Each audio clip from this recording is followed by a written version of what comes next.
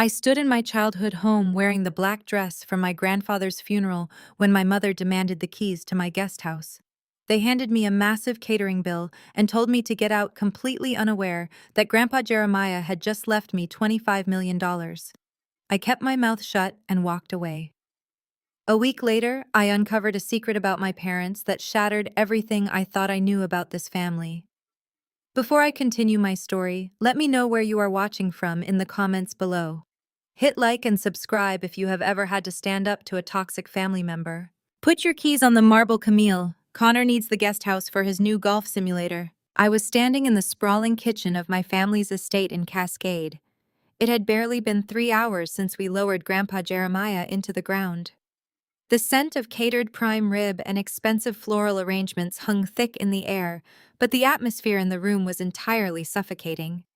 My mother Vivian did not even look up from pouring her scotch. She stood perfectly poised, her fingers casually adjusting the pearl necklace resting over her collarbone. For a woman who had just buried her father-in-law, she looked remarkably unbothered. My sister Aaliyah lounged on the custom leather sofa across the room. As the undisputed golden child of the family, Aaliyah never had to lift a finger to get exactly what she wanted. Beside her sat her husband Connor. Connor was a white hedge fund manager who viewed my family as his personal bank and social stepping stone into Atlanta's elite circles. He wore a tailored suit that cost more than my first car and a smirk that made my blood boil. Connor stood up, walked over to the massive marble kitchen island, and slid a piece of paper across the smooth surface. It stopped right in front of me. I glanced down. It was the catering bill for the funeral repast. $4,500. Since you have been living rent-free, playing cybersecurity consultant in the guest house, you can cover the reception, Connor sneered. Consider it back rent. Aaliyah let out a soft, melodic laugh from the sofa. Connor is right, Camille. You are 35 years old. It is time you started contributing to this family, instead of just taking up space. Maybe, if you had actually finished your degree at Spelman, instead of dropping out to mess around with computers, you would have a real job by now. I looked at my sister taking in her flawless blowout and designer shoes. She had always been Vivian and Desmond's perfect project, the debutante who married the Wall Street rising star. They paid for her entire Ivy League graduate degree, while I built code in the basement and taught myself how to build firewalls. I did not cry. I did not argue. I reached into my purse and pulled out my Black American Express card. The caterer had left a mobile payment terminal near the coffee maker. I picked it up, typed in the amount, and tapped my card. The machine beeped, approving the $4,500 transaction instantly. I paid for the funeral, Vivian, I said, keeping my voice dangerously low and steady. I paid for the casket, the plot, and the service while you and Desmond were in the hallway of the hospital arguing over who gets Grandpa's vintage Mercedes. Vivian slammed her crystal glass down on the counter, the liquor splashed over the rim. Do not speak to me with that tone in my house. You have been an embarrassment to this family's legacy since the day you decided you were too good for our traditions. You isolate yourself in that guest house, typing on a keyboard all night, contributing nothing to our social standing. Connor is bringing real investors to our charity gala next month. He needs the space to entertain. I unclipped the guest house key from my ring and dropped it onto the marble. It landed with a sharp clatter. Enjoy the golf simulator, Connor. I hope it helps your swing because your portfolio returns have been absolutely tragic this quarter. Connor's face flushed deep red. Aaliyah stood up abruptly, her heels clicking aggressively against the hardwood floor. How dare you speak to him like that, Aaliyah shouted. Connor manages millions of dollars. You run a fake startup out of our backyard. Before I could respond, heavy footsteps echoed from the hallway. My father Desmond walked into the kitchen. He was a man obsessed with control and appearances, wearing a somber suit that projected mourning, but a rigid posture that projected absolute authority. He stepped directly into my path, physically blocking the doorway to the hall. Where do you think you are going? Desmond demanded, his voice echoing off the high ceilings. I am leaving, I said, gripping the handle of my single suitcase. I packed it this morning. You are not going anywhere until we settle this, Desmond snapped. He reached into his breast pocket and pulled out a folded legal document. Connor took a hit in the market last week. A bad tech investment. Since you insist on pretending your little cybersecurity hobby is an actual company, you're going to sign over 20% of your equity to Connor. It will offset his losses on paper for the quarter. I stared at my father in absolute disbelief. He wanted me to give away a fifth of the company I had built from nothing, a company they had mocked and dismissed for years, just to bail out his arrogant son-in-law. You want me to give Connor my equity? I asked, making sure I heard him correctly. Desmond scoffed, crossing his arms. Do not act like it is worth anything, Camille. It is a shell company, a tax write-off, but transferring the equity shows family unity and provides Connor with a diversified asset class for his board members. It is the least you can do after bringing nothing but shame to the family name. I looked around the room. Vivian was glaring at me with cold detachment. Aaliyah was inspecting her nails, completely indifferent to the fact that her father was trying to steal from her sister. Connor stood with his chest puffed out, waiting for me to surrender. They had spent my entire life trying to make me feel small, trying to force me into a box that fit their narrative of the perfect, respectable Atlanta family. I took the document from my father's hand. I walked over to the kitchen island, picked up Vivian's discarded scotch glass, and poured the remaining amber liquid directly over the paper. The ink immediately began to run, bleeding into a dark, illegible mess. I dropped the soggy document onto the marble right next to the catering bill. My equity is not a bailout fund for incompetent hedge fund managers, I said, my voice cutting through the silent room like a knife. Desmond's eyes widened in sheer outrage. You ungrateful brat! If you walk out that door, you are cut off completely. Do not ever come crawling back here asking for a handout. You are dead to this family. I grabbed my suitcase. I do not need a handout, Dad. I just needed to know exactly who you people really are. I walked past him, my shoulder brushing aggressively against his arm, and pushed through the heavy front doors. The humid Georgia air hit me instantly, but it felt easier to breathe out here than it did inside that mansion. I marched down the sweeping driveway toward my car. I did not look back. I refused to give them the satisfaction of seeing any hesitation in my step. I threw my suitcase into the trunk and climbed into the driver's seat. My hands were shaking, the adrenaline finally catching up to me. I took a deep breath, gripping the steering wheel, preparing to pull out of the gated community and leave my toxic family behind forever. Suddenly, my cell phone rang, shattering the quiet of the car. I glanced at the screen. It was Elias. He was Grandpa Jeremiah's personal attorney, a brilliant and fiercely loyal man who had managed my grandfather's affairs for over 2 decades. I swiped to answer. Elias, I said, keeping my voice steady. The funeral was beautiful. Thank you for handling the arrangements. Camille, Elias said, his tone incredibly urgent and hushed. Are you alone? Yes. I just left the house. They kicked me out. Good, Elias replied, releasing a heavy breath. Keep driving. Do not tell them where you are going. They do not know about the $25 million trust, and they definitely do not know about the safety deposit box. I hit the brakes, the car jerking to a sudden halt at the edge of the driveway. My heart slammed against my ribs. What trust? What are you talking about? Jeremiah changed everything 6 months ago, Elias explained rapidly. He knew exactly what Vivian and Desmond were planning. He left it all to you, the entire estate. But Camille, there is something else. He left a rusted safety deposit box in my vault. He said you needed to see what was inside the moment he was gone. We need to meet. Now. I stared at the sprawling, perfectly manicured lawn of my parents' estate through the rearview mirror. They had just thrown me out like trash, demanding I pay for the privilege of being abused, completely unaware that the empire they were so desperate to control already belonged to me. Send me the address, I told Elias, shifting the car into gear. I am on my way. I gripped the steering wheel, my knuckles turning ash gray against the leather, and merged onto the interstate, heading straight for downtown Atlanta. The skyline cut through the muggy afternoon heat, a sharp reminder of the corporate empires my grandfather had helped build from the ground up. I navigated the maze of the financial district, and pulled into the underground garage of Elias Thorne's law firm. Elias was a towering figure in the Atlanta legal community, a man who wore custom suits and carried an air of absolute uncompromising authority. He had been Grandpa Jeremiah's closest confidant for 30 years. When I walked into his corner office, the panoramic view of the city felt entirely secondary to the heavy mahogany desk where Elias sat. He did not offer empty condolences. He pointed to a chair.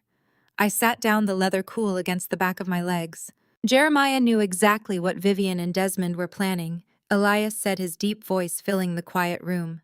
He watched them groom Aaliyah. He watched Connor treat this family like a venture capital fund. And he watched you, Camille. He saw you build your cybersecurity firm without asking for a single dime. He knew you were the only one with the steel required to protect his legacy. Elias unlocked a lower drawer of his desk and hoisted a heavy rusted metal safety deposit box onto the polished wood. It landed with a dull, heavy thud. He liquidated his major real estate holdings 6 months ago. Elias continued, sliding a thick legal folder toward me. $25 million. He placed it entirely into an irrevocable trust. Vivian cannot touch it.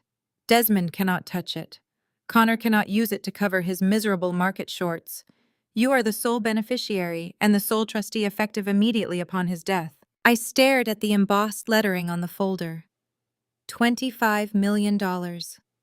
My parents had just evicted me over a $4,500 catering bill, convinced they were teaching me a lesson in poverty. The irony was so thick, I could taste it. But the money is just the beginning, Elias said, pushing the rusted box closer to me. Your grandfather told me to give you this before the ink on his death certificate was dry. He said you would know exactly what to do with it. I popped the archaic latch on the box. Inside lay a worn, cracked leather ledger. The pages yellowed with age, and a sleek, modern titanium flash drive resting right on top of it. Before I could reach for the drive, my phone buzzed violently in my purse. Then it buzzed again. And again. A rapid-fire succession of notifications. I pulled it out. Aaliyah had just posted a multi-paragraph manifesto on her public social media page, tagging me directly so all of Atlanta high society would see it. I read the words, my jaw clenching tight. Today is the hardest day of my life as we lay our beloved grandfather to rest. Please send prayers for my sister Camille. Mental health struggles are so real, and watching her aggressively storm out of our family gathering today broke my heart. We are trying to get her the professional help she desperately needs. Family is everything, even when they turn their backs on you. Below the text was a perfectly curated photo of Aaliyah, Vivian, Desmond, and Connor, looking sorrowful but glamorous in their designer morning wear. The comment section was already flooded with hundreds of responses from country club members, local politicians, and family friends, all praising Aaliyah for her grace and pitying me for my supposed breakdown. They were actively constructing a narrative to label me mentally unstable. In the wealth management circles of Atlanta, an unstable heir is an easily contested heir. They are laying the groundwork to challenge any inheritance they think I might get, I said, tossing the phone onto the desk. They are trying to establish a public record of erratic behavior. Elias adjusted his glasses, his expression hardening into a look of pure legal warfare. Which means they are going to make a move on the primary accounts today. They will not wait for probate. Vivian knows Jeremiah kept his operating capital at the Buckhead branch. I grabbed the heavy legal folder, the leather ledger, and the flash drive, shoving them all into my briefcase. I will handle the bank. You prepare the trust execution. I left the office building at a dead sprint. The drive to the Buckhead Financial District took exactly 14 minutes, my mind racing through firewall protocols and threat assessments. I treated my family exactly the way I treated a hostile cyber attack. I anticipated their breach points. I knew Vivian would try to bypass standard verification using her social status, and I knew Connor would try to use financial jargon to bully the bank staff. I pushed through the heavy glass doors of the bank. The air conditioning was freezing, but the atmosphere was burning hot. I heard Vivian's shrill, demanding voice before I even spotted her. "Do you know who my husband is?" Vivian snapped, leaning over the customer service desk. Her pearl necklace swung aggressively as she pointed a manicured finger at a terrified-looking junior manager. My father just passed away. This is a family emergency. We are securing the operating capital to protect the estate from market volatility. Process the transfer immediately. Connor stood right beside her, leaning his knuckles on the desk to physically intimidate the young banker. Listen, pal, Connor said, using his loudest, most arrogant Wall Street voice. I manage funds that could buy this entire branch. We have assigned power of attorney. You are causing unnecessary friction in a simple asset reassignment. Process the wire to my firm's holding account, or I will have your regional director on the phone in 2 minutes. The junior manager looked visibly panicked, staring at a piece of paper on his desk. But sir, this power of attorney is dated 2 years ago. Our system flags large transfers upon a client's passing until the executor is officially named. I walked across the marble floor, the sharp click of my heels cutting through the tension. I stopped right behind Connor. Cancel that request, I said clearly. Vivian whipped around, her eyes narrowing into slits of pure venom. Connor turned, letting out a loud theatrical laugh that drew the attention of the tellers and a few wealthy clients sitting in the lobby. Look who decided to show up, Connor mocked, looking me up and down. Did you get tired of playing hacker in your little guest house? Run back to the car, Camille. The adults are handling high-level asset management. You do not even know what a wire transfer protocol looks like. Go sit in the lobby before you embarrass yourself further. I am securing your grandfather's money before the state locks it down in probate. Vivian crossed her arms. You have no business being here. Aaliyah was right about your mental state. You need to go home and rest before I call security to escort you out. I did not raise my voice. I did not match their frantic, chaotic energy. I simply stepped around Connor, ignoring his existence completely, and approached the desk. The branch manager, a seasoned executive named Mr. Sterling, who had handled Grandpa Jeremiah's accounts for a decade, emerged from a back office drawn by the shouting. Mr. Sterling, I said, looking him dead in the eye. I slid my thick legal folder across the mahogany desk. It landed squarely on top of Connor's forged power of attorney. Mr. Sterling opened the folder. The room went dead silent as he read the first page. I watched the blood completely drain from his face. He looked at the embossed seal, then looked up at me with sudden, profound respect. He swiftly pulled Connor's paperwork out from under my folder and slid it straight into the industrial shredder sitting under his desk. The loud grinding noise of the machine tearing Connor's document to pieces echoed through the quiet bank. "What the hell are you doing?" Connor yelled, slamming his hand on the desk. "That is a legal document. I apologize, Mr. Connor." Mr. Sterling said, his voice instantly turning frigid and dismissive. "But that document is entirely void. Ms. Camille is the sole beneficiary and the sole primary account holder for all of Jeremiah's assets, effective immediately via an irrevocable trust. You have zero authorization here. I must ask you to step away from my client's desk." Vivian's mouth fell open in absolute shock. The color drained from her face, leaving her looking hollow and aged. She stared at me as if I had just morphed into a monster. "You manipulated him!" Vivian shrieked, her voice echoing off the marble walls. "You isolated a dying, senile old man and forced him to sign over the legacy. I will drag you through every court in Georgia. I will sue you for elder abuse. You will not see a single dime of that money." I leaned in close to my mother, dropping my voice so only she and Connor could hear. "Jeremiah was sharper on his deathbed than you have been your entire life, Vivian. Do not ever threaten me in public again." I turned to Mr. Sterling, who was already processing my new signature cards. "Freeze all secondary access cards. Lock the business credit lines. Cancel any outstanding checks written in the last 48 hours. Nobody touches these funds without my biometric authorization." "Certainly, Ms. Camille." "It is done," Mr. Sterling replied, handing me a fresh stack of encrypted access tokens. I picked up my briefcase, turned on my heel, and walked straight out of the bank. I left Vivian screaming at Mr. Sterling while Connor furiously texted on his phone, his face pale with the realization that his massive financial bailout had just evaporated into thin air. I got into my car, locked the doors, and pulled down the sun visor to block the harsh glare of the afternoon sun. I took a deep breath, the smell of old leather and new leather filling the cabin. I opened my briefcase, took out my laptop, and rested it on the steering wheel. I grabbed the titanium flash drive from the safety deposit box and plugged it into the USB port. The drive was heavily encrypted using a military-grade cipher that would have taken a normal person months to crack. But Grandpa Jeremiah knew exactly what I did for a living. I ran my proprietary decryption software, watching the lines of code cascade rapidly down my screen. Within 90 seconds, the firewall shattered. A single file folder appeared on my desktop. I double-clicked the icon. The very first document that popped up was a scanned, heavily annotated PDF. I stared at the title, my blood turning to absolute ice. It read Vivian and Desmond Embezzlement Records, 1998. I walked into the lobby of Elias Thorne's law firm. The air conditioning was sharp against my skin, a stark contrast to the humid Atlanta heat I had just escaped. The receptionist nodded me right through to the corner office. Elias stood by the floor-to-ceiling windows looking out over the downtown skyline. He wore a tailored charcoal suit that screamed old money and discretion. He had been my grandfather's shadow and legal shield for 3 decades.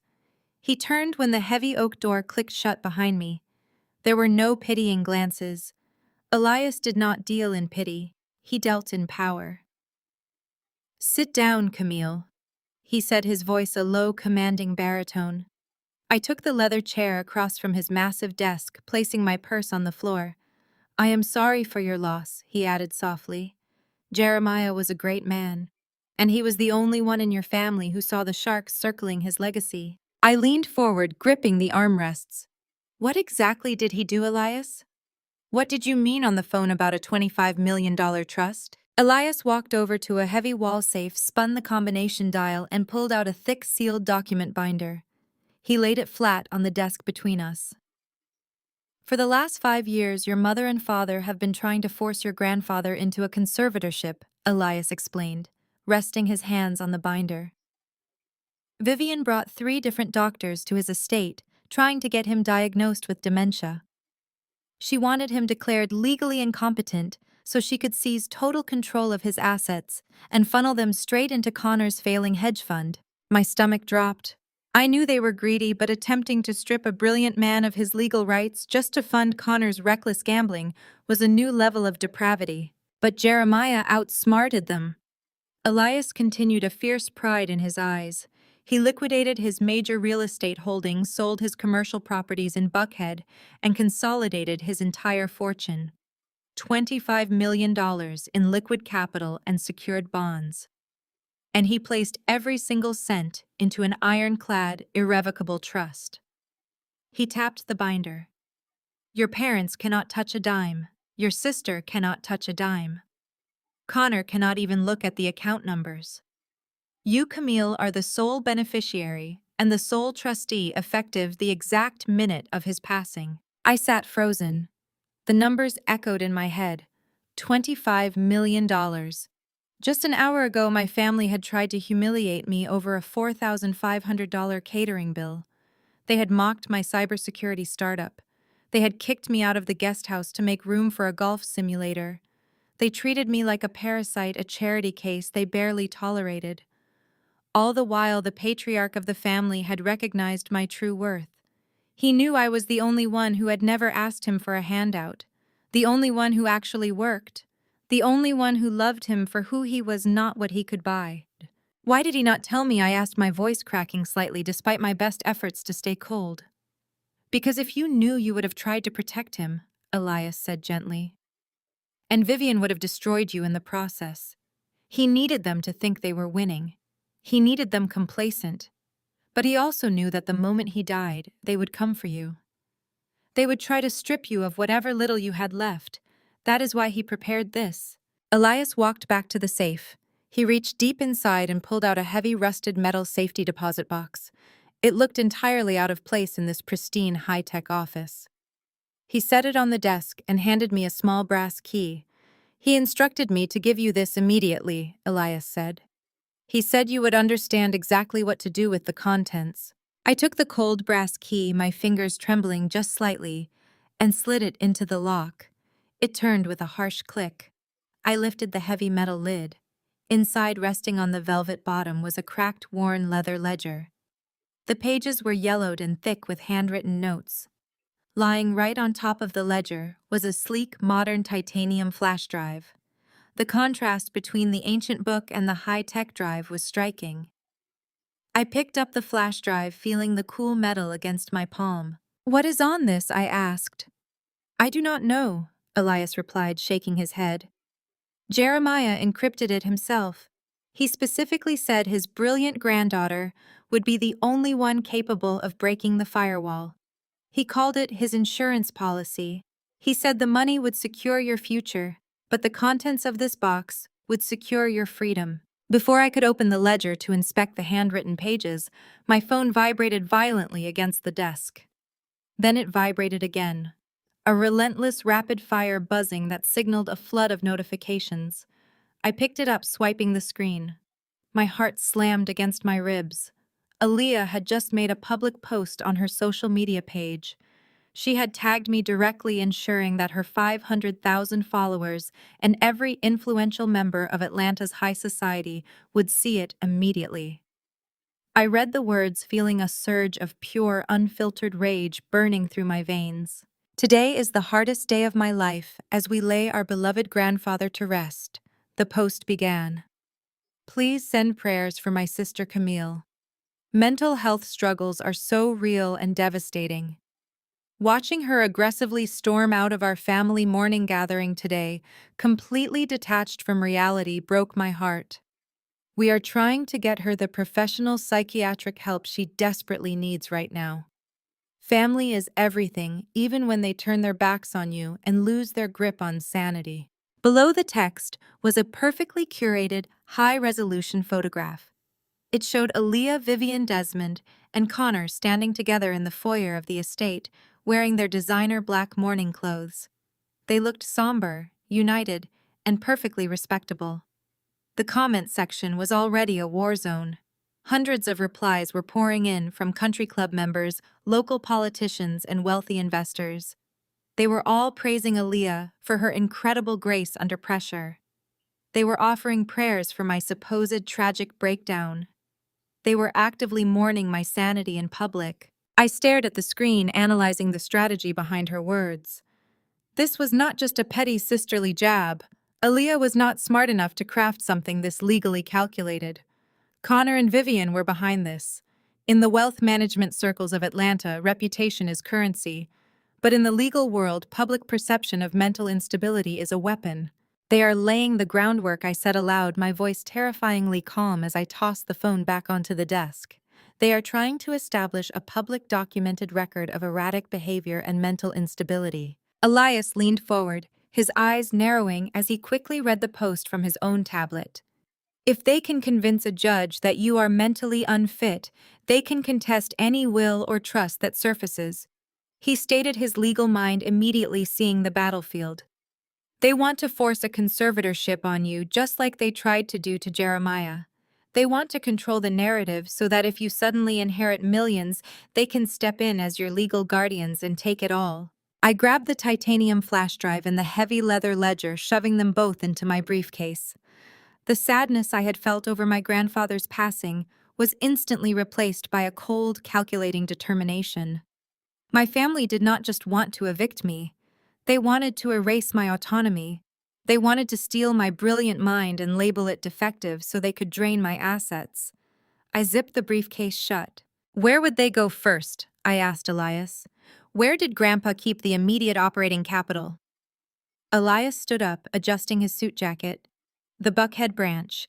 The primary business accounts hold about $4 million in liquid cash. Vivian knows this. She also knows that those funds automatically freeze in probate unless there's a designated successor. If they are moving this aggressively on social media, they are likely moving aggressively in the physical world." I checked my watch. The banks would be closing soon. They are trying to bypass standard verification using their social status, I realized. Connor will try to use a forged power of attorney to seize those accounts before the state officially locks them down. I slung my briefcase over my shoulder and headed for the heavy oak doors. I will handle the bank, Elias. You get the trust execution documents filed with the state immediately. Do not let them breathe. I walked out of his office, the fire of revenge burning bright in my chest, ready to completely dismantle the arrogant empire my family thought they controlled. I do not raise my voice. I do not match their frantic and chaotic energy. In my line of work, when a threat actor makes a lot of noise, it means they are trying to distract you from their actual vulnerability. I simply step around Connor, ignoring his existence completely. His expensive cologne smells like desperation masked by bergamot. I approach the polished mahogany desk of Mr. Sterling, the seasoned branch manager who had handled Grandpa Jeremiah's accounts for a decade. He looks utterly exhausted by my mother's theatrics. I reach into my leather tote and slide my heavy legal folder across the desk. It lands squarely on top of Connor's fabricated power of attorney. Mr. Sterling pauses, adjusting his glasses as he looks up at me.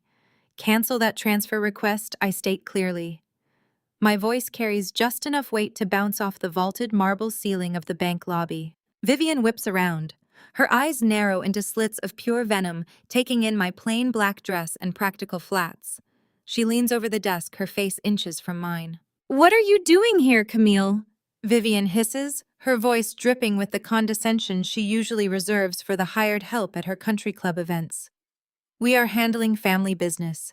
You have absolutely no right to interfere with asset protection. Aaliyah was right about your mental state today. You need to go home and rest before I call security to have you escorted out of this building." Connor lets out a loud theatrical laugh. He claps his hands together slowly, playing to the audience of tellers and wealthy clients lingering in the waiting area. "Look who decided to show up." Connor mocks, gesturing broadly toward me. "Did you get tired of playing hacker in your little guest house? Run back to your car, Camille. The adults are handling high-level asset management. You do not even know what a wire transfer protocol looks like. I am securing your grandfather's money before the state locks it down in probate." I do not even look at him. My eyes remain fixed on the branch manager.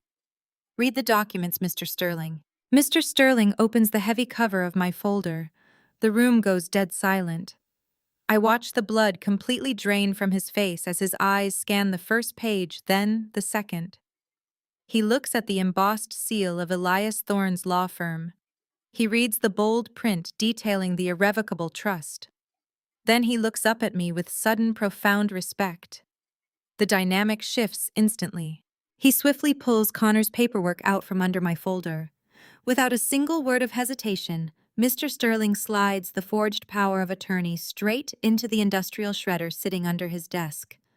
The loud grinding noise of the machine tearing Connor's document to pieces echoes through the quiet bank. It sounds like absolute victory. "What the hell are you doing?" Connor yells, his face turning an ugly shade of crimson. He slams his hand flat on the mahogany desk. "That is a legal document. I am a licensed fiduciary. I will have your job for this." "I apologize, Mr. Connor," Mr. Sterling says. His voice has instantly turned frigid and dismissive. "But that document is entirely void. Ms. Camille is the sole beneficiary and the sole primary account holder for all of Jeremiah's assets, effective immediately via this irrevocable trust. You have zero authorization here. In fact, you have no legal standing to even view these account balances. I must ask you to step away from my client's desk." The silence that follows is deafening. Connor opens his mouth to speak, but no words come out. He looks like a fish suffocating on dry land. The realization that his massive financial bailout has just evaporated hits him in real time. He physically takes a step back, bumping into a velvet stanchion. Vivian's mouth falls open in absolute shock. The color drains from her face, leaving her looking hollow and suddenly very old. She stares at me as if I have just morphed into a monster right in front of her. Her perfect, respectable Atlanta facade shatters completely. "You manipulated him!" Vivian shrieks. She abandons all pretense of Southern charm. Her voice reaches a pitch that makes the tellers flinch. "You isolated a dying, senile old man and forced him to sign over the legacy. I will drag you through every court in Georgia. I will sue you for elder abuse. I will make sure you are locked in a psychiatric ward. You will not see a single dime of that money. I lean in close to my mother. I drop my voice so only she and Connor can hear the absolute zero temperature of my words.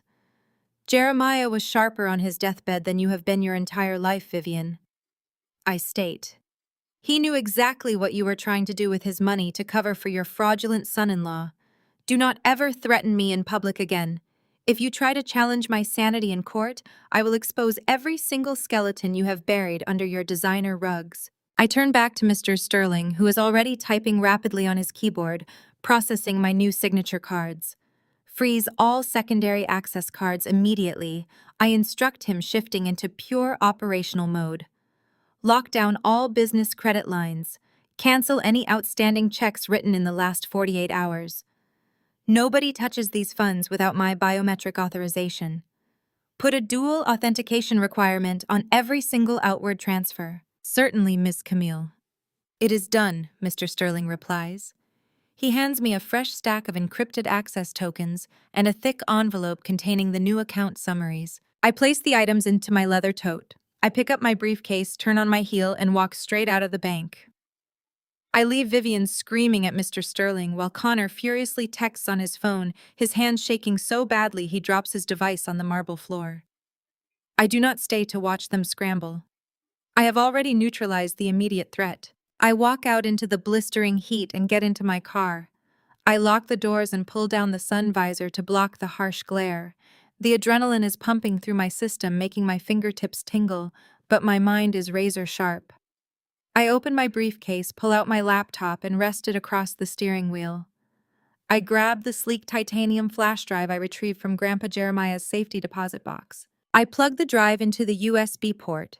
A password prompt immediately flashes on the screen. The drive is heavily encrypted using a military-grade cipher that would take a standard commercial rig months to crack. But Grandpa Jeremiah knew exactly what I did for a living. He knew I was not just a consultant. I build digital fortresses, and I know exactly how to break them down. I open my terminal window and run my proprietary decryption software. I watch the lines of code cascade rapidly down my screen, numbers and letters blurring together as the program attacks the firewall. I type in a string of personal dates, combining Grandpa's favorite verses with the exact coordinates of his first real estate purchase. Within 90 seconds, the encryption shatters. The firewall drops. A single unmarked file folder appears on my desktop. My breath catches in my throat. This is it. This is the insurance policy Elias mentioned. I move the cursor over the icon and double-click. The very first document that pops up is a scanned, heavily annotated PDF. I stare at the title displayed at the top of the screen. My blood turns to absolute ice. The document is titled Vivian and Desmond Embezzlement Records, 1998. I click to open the file. The pages are filled with my grandfather's meticulous handwriting, tracking wire transfers, shell companies, and forged signatures. My parents had not just favored my sister to spite me. They had been stealing from their own father for decades, using Aaliyah's name to hide the money. The sickening reality of their wealth washes over me. Everything they had, the house they just kicked me out of, the lifestyle they flaunted, was bought with stolen money. And I now hold the exact weapon required to tear their entire fake empire straight to the ground. I sit in the stifling heat of my car, staring at the glowing screen of my laptop. The scanned pages of the leather ledger are an absolute masterpiece of forensic accounting. Grandpa Jeremiah had not just suspected his son of theft. He had tracked every single cent. The documents reveal a highly sophisticated web of shell companies established in Delaware and the Cayman Islands. Between 1998 and 2003, Vivian and Desmond siphoned exactly $8.4 million from Jeremiah's commercial real estate development fund. They did not just steal money. They stole the foundational capital that built their entire current lifestyle. That stolen $8 million was the exact seed money Desmond used to launch his own boutique investment firm. It was the money that bought the sprawling Cascade estate they just kicked me out of. It was the money that funded Aaliyah's trust and paid for Connor's initial foray into hedge fund management. My entire family is standing on a mountain of stolen wealth, and I am currently holding the detonator. My phone shatters the silence of the car. It is Elias. I tap the screen to answer, keeping my eyes glued to a wire transfer receipt bearing my mother's forged signature. Camille, you need to get back to the estate immediately, Elias says. His voice is tight with a level of urgency I have never heard from him before. I just left the bank, I reply smoothly. I locked them out of everything. They do not have a single dollar of operating capital. That is exactly the problem, Elias shoots back. Desmond is retaliating. He just filed an emergency ex parte motion with a Fulton County judge. They are requesting an involuntary psychiatric hold. Desmond claims your behavior at the bank was erratic, aggressive, and a danger to yourself.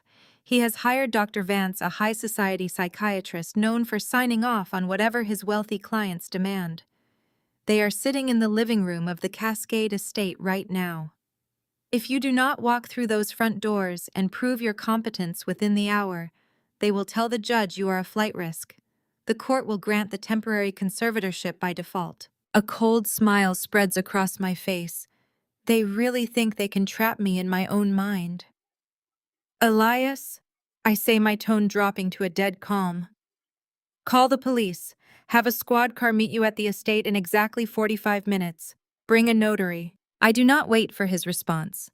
I end the call and put the car into gear. I do not drive straight to the house. I stop at a high-end business printing center downtown. Using a secure offline terminal, I print 50 pages of the most damning evidence from the flash drive. I print the wire transfers, the fake incorporation documents, and the forged signatures. I place them into a sleek black leather presentation binder. I love the tactical weight of physical evidence. You cannot hack a piece of paper, and you cannot deny it when it is slammed onto a glass table right in front of your face. The drive back to the Cascade estate takes 30 minutes. The towering iron gates swing open as I punch in my access code. I park my car right behind Connor's ridiculously oversized luxury SUV.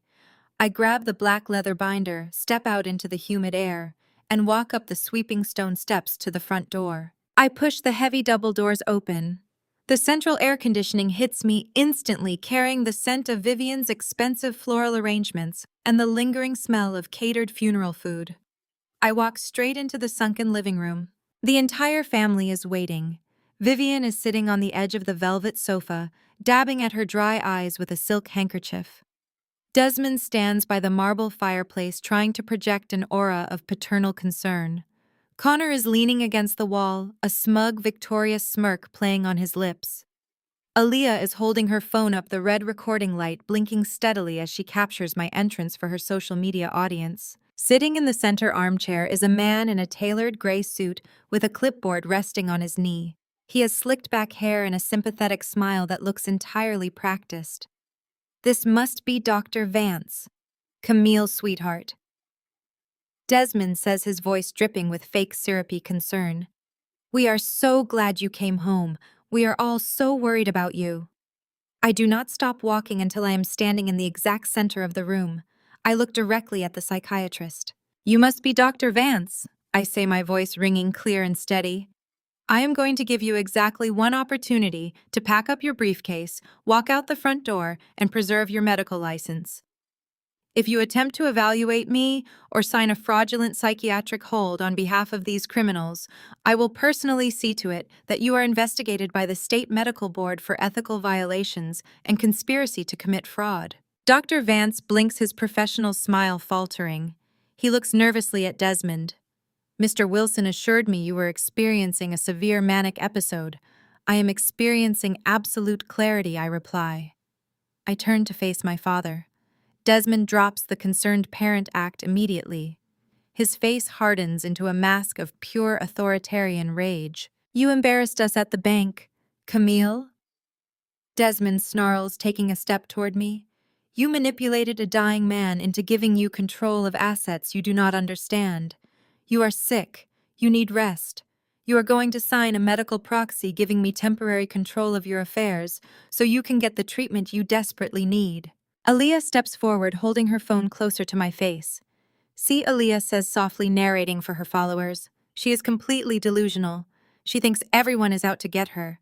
I reach into my bag and pull out the black leather binder. I toss it onto the glass coffee table with a loud, heavy slap. The sound makes Connor jump. I do not think you are out to get me. Desmond, I state, keeping my eyes locked on his. I know exactly what you are doing. You are broke. You need Grandpa Jeremiah's $25 million because your own firm is over-leveraged and Connor's hedge fund is facing a massive liquidity crisis.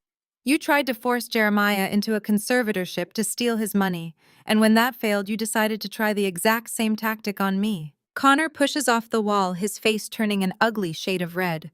Shut your mouth, Camille. You have no idea what you are talking about. My fund is perfectly healthy.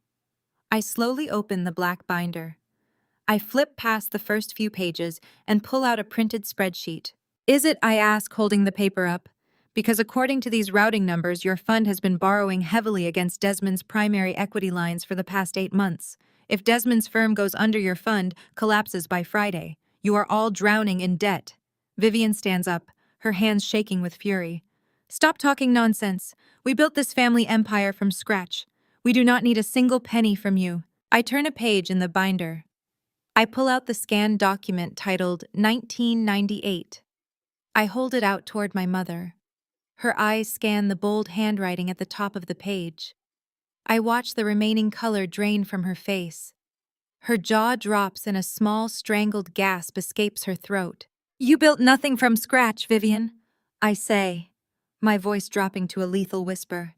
You stole $8.4 million from your own father. You and Desmond created shell companies in Delaware to drain his commercial real estate fund. You used that stolen money to buy this house. You used it to start Desmond's firm. You used it to fund Aaliyah's trust. Jeremiah knew. He tracked every single fraudulent transfer. He kept the receipts. Desmond freezes. The arrogant posture completely vanishes, replaced by a look of sheer, unadulterated terror. He looks at the paper in my hand, then looks at his wife. That is impossible.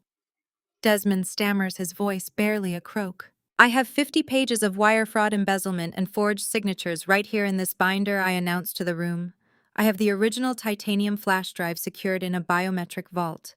The statute of limitations on civil fraud might be tricky, but the federal penalties for tax evasion and continuous corporate fraud spanning 2 decades will easily put both of you in federal prison. Aaliyah slowly lowers her phone. The red recording light turns off. She looks at our parents, her eyes wide with panic. Mom, Aaliyah whispers. Is she telling the truth? Vivian cannot answer. She sinks back down onto the velvet sofa, covering her mouth with her trembling hands. Connor looks like he is going to be sick. He runs a hand through his hair, pacing nervously behind the couch. Dr. Vance quietly snaps his briefcase shut. He does not say a single word. He simply turns and fast walks out the front door, leaving the family entirely alone with the wreckage I have just unleashed. I close the black binder and rest my hands on the leather cover. Here is what is going to happen right now. I dictate, commanding the room with absolute authority. You are going to drop this absurd psychiatric petition immediately. Furthermore, Desmond, you are going to sign over your primary voting shares in the Wilson Investment Group to me by 5 o'clock tomorrow afternoon. You are going to resign as CEO, citing health reasons. You cannot do that, Desmond whispers, his eyes darting frantically around the room. It is my company. It was built with stolen money, I correct him sharply. It belongs to Jeremiah's estate, which means it belongs to me. You sign over the voting rights and I bury this binder. You refuse and I hand the flash drive directly to the FBI White-Collar Crime Division. You will lose everything. The house, the cars, the social standing, and your freedom. The heavy silence in the living room is broken by the sound of sirens approaching up the long driveway. Elias has arrived with the police. They are here to ensure my safety, but they can easily turn into an escort for a fraud investigation. Desmond looks at the flashing blue lights reflecting through the large front windows. His shoulders slump. The fight completely drains out of him. He is a beaten man. He reaches a shaking hand into his breast pocket, pulling out a silver pen to sign whatever surrender document I demand. But suddenly, Vivian drops her hands from her face. She stops trembling. She looks up at me, and a cold, chilling laugh echoes through the silent room. It is a sound devoid of any maternal warmth. You think you are so smart, Camille? Vivian says, her voice turning completely venomous. You think a 20-year-old ledger is the only secret buried in this family? You think Jeremiah was a saint? I narrow my eyes, watching my mother stand up. She smooths the front of her black designer dress. Jeremiah did not let us steal that money, Vivian sneers, taking a slow step toward me. He paid us to stay quiet. He paid us $8 million to hide the truth about where you actually came from. You think you are the rightful heir? You do not even know who you really are. Exactly 2 weeks later, the sweeping circular driveway of the St. Regis Atlanta was jammed with a parade of black town cars and European luxury sedans. Valets sprinted back and forth under the massive crystal chandeliers of the porte cochere. Tonight was the annual Legacy Foundation Charity Gala. For a decade, my parents had used this exact event to flaunt their staggering wealth, reinforce their status among the Southern elite, and publicly celebrate Connor as a supposed financial prodigy. I handed my keys to a valet and smoothed the front of my midnight blue silk gown. For the past 14 days, I had sat in Elias Thorne's office, meticulously cross-referencing every single wire transfer shell company and forged signature on Grandpa Jeremiah's encrypted flash drive. The 1998 ledger was a masterpiece of forensic accounting. It proved beyond a shadow of a doubt that Desmond and Vivian had systematically drained $8.4 million from Jeremiah's commercial real estate fund. That stolen capital was the lifeblood of the entire empire they were celebrating tonight. Every diamond around my mother's neck, every custom suit my father wore, and every dollar funding this absurdly lavish charity event was bought with stolen money. I walked through the towering glass doors and into the grand ballroom lobby. The air was thick with the scent of imported orchids and expensive perfumes. A string quartet played softly over the hum of 500 of Atlanta's most influential politicians, CEOs, and socialites. I did not have an invitation. I did not need one.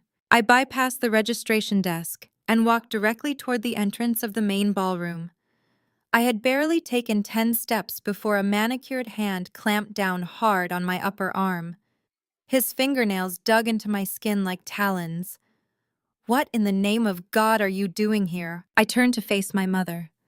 Vivian looked impeccable in an emerald green Oscar de la Renta gown, her hair sculpted into a flawless updo. But up close, the cracks in her pristine facade were glaringly obvious. The skin around her eyes was tight with exhaustion.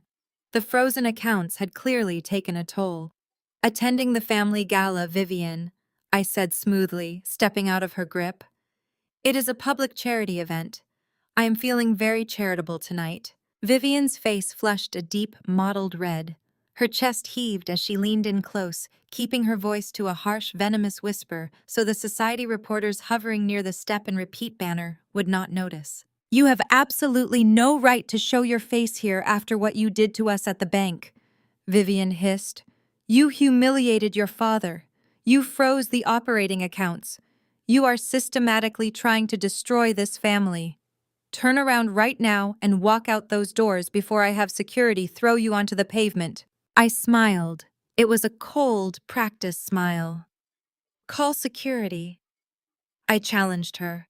Let them drag Jeremiah's grieving granddaughter out of the Legacy Foundation gala in front of the mayor, 2 senators, and the board of the regional hospital. Let the journalists take photos of you having me physically removed from a charity event honoring the man you just buried. Do it, Vivian. Give them the headline. Her jaw clamped shut so hard I could hear her teeth grind. She was absolutely obsessed with public optics. Her entire identity relied on the illusion of the perfect, wealthy, harmonious family. She knew that causing a scene in front of 500 elite guests would destroy the social standing she had spent her entire life cultivating. She shot a panicked glance toward the press pool, then looked back at me with pure, unadulterated hatred. Fine, Vivian snarled. You want to stay? You can stay, but you will not ruin this night for Connor. He is closing 3 massive investment deals tonight, and I will not have you wandering around spreading your delusional conspiracy theories. Vivian snapped her fingers at a passing catering manager. The young man stopped immediately, looking terrified. "Take my daughter to table 89, Vivian ordered sharply, "and ensure she stays there." Table 89 was not just in the back of the room, it was an absolute insult. The catering manager led me through the sea of elegantly decorated tables, past the sparkling centerpieces and the VIP guests, all the way to the darkest, tightest corner of the massive ballroom. It was a tiny, cramped table shoved directly next to the swinging metal doors of the catering kitchen. Every time a waiter rushed in or out with a tray of food, the heavy wooden door brushed against the back of my chair. The clatter of dropping silverware and shouting chefs completely drowned out the string quartet. I sat down, arranged my napkin on my lap, and accepted a glass of water from a highly uncomfortable waiter. Vivian thought this was a punishment. She thought treating me like a dirty secret to be hidden away by the service entrance would break my spirit. She had no idea that I preferred the shadows. It gave me the perfect vantage point to watch the prey. I observed Desmond across the room. He was holding court with a group of local politicians, laughing loudly and projecting the image of a titan of industry. But I noticed the slight tremor in his hand when he lifted his scotch glass. He was bleeding cash, and without Jeremiah's operating capital, his boutique firm was operating on fumes. Then I spotted Connor.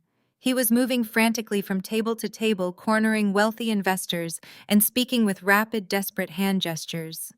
His face was glistening with sweat despite the heavy air conditioning. With the bank accounts frozen, Connor's hedge fund lacked the liquidity to cover his terrible market shorts. He was drowning, and he was using this gala to beg for a lifeline. Suddenly, a heavy hand slammed onto my tiny table, rattling my water glass. I looked up. Connor leaned over me, blocking my view of the ballroom. He smelled strongly of gin and panic. "You think you are incredibly smart, do you not?" Connor sneered, his voice slurred. "Sitting back here in the dark while the real players do business. You think freezing those accounts is going to stop me?" I leaned back in my chair as a waiter rushed past the kitchen door, swinging wildly behind him. "You look tired, Connor. Are your investors asking questions about the missing capital?" Connor's face contorted with rage. He gripped the edge of my table. "You are going to sign the release forms on Monday morning, Camille. Desmond is filing a motion for emergency conservatorship. We have sworn affidavits from 3 family members stating that you have completely lost your mind. Once the judge sees how erratic and paranoid you are, he will strip you of that trust faster than you can blink. Enjoy your little power trip tonight, because it is the last one you will ever have." He pushed off the table and stumbled back into the crowd, desperately searching for another deep pocket to tap. I watched him go, feeling absolutely nothing but cold anticipation. They were still playing by the old rules, completely unaware that I had rewritten the entire game. The ballroom lights dimmed slowly. A hush fell over the crowd as the string quartet faded out. The spotlight snapped on, illuminating the grand stage at the front of the room. Desmond walked up to the podium, tapping the microphone. He delivered a brief practice speech about legacy charity and the importance of family values. It was a masterclass in hypocrisy. The crowd applauded politely. And now Desmond said, his voice booming over the speakers, "I would like to bring up my beautiful daughter Aaliyah to say a few words about the true mission of the Legacy Foundation." Aaliyah glided onto the stage wearing a custom silver gown that caught the spotlight perfectly. She took the microphone, adjusting it with manicured hands. She looked out over the sea of 500 guests, her face arranged into an expression of profound manufactured sorrow. "Thank you all for being here tonight, Aaliyah," began her voice, trembling with perfect theatrical precision.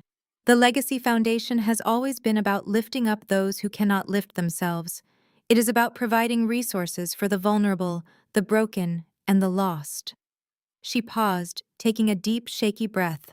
A single tear escaped her eye, tracing a flawless path down her cheek. "Recently, this mission has hit incredibly close to home for my family." Aaliyah continued, her voice echoing through the massive, silent ballroom.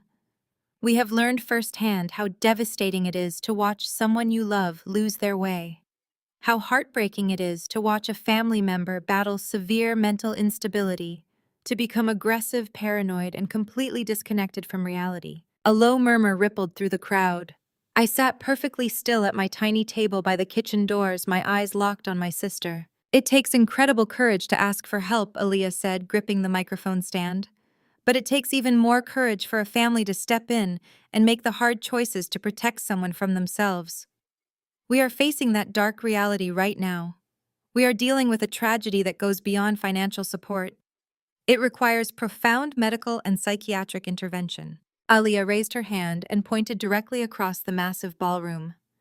The spotlight operator, clearly instructed beforehand, swung the massive, blinding beam of light away from the stage.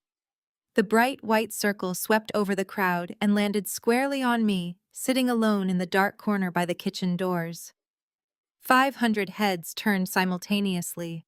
500 of Atlanta's wealthiest, most powerful citizens stared at me in the blinding light. To my sister Camille, Aaliyah said, her voice dripping with fake, tearful pity. "We love you. We forgive your outbursts. We forgive your erratic behavior. And we will not stop fighting to get you the psychiatric help you so desperately need. Please, everyone, keep her in your prayers tonight." The ballroom erupted into polite, sympathetic applause. Guests whispered to each other, casting pitying, uncomfortable glances in my direction. Vivian sat at the front table, nodding solemnly. Desmond looked appropriately grave. They had just executed a flawless public assassination of my character. They had officially established the narrative of my insanity in front of every judge, lawyer, and politician in the city. I did not shrink away from the blinding spotlight. I did not hide my face. I stood up slowly, pushing my chair back. The heavy kitchen door swung open behind me, a waiter freezing in his tracks as he saw the entire ballroom staring into the corner. I picked up my black leather briefcase from the floor. I snapped the brass clasps open. It was time to show Atlanta exactly what kind of legacy this family was truly built upon. Specifically, his bold strategy to short the renewable energy sector right before the passing of the new federal infrastructure bill. I project my voice ringing with absolute clarity.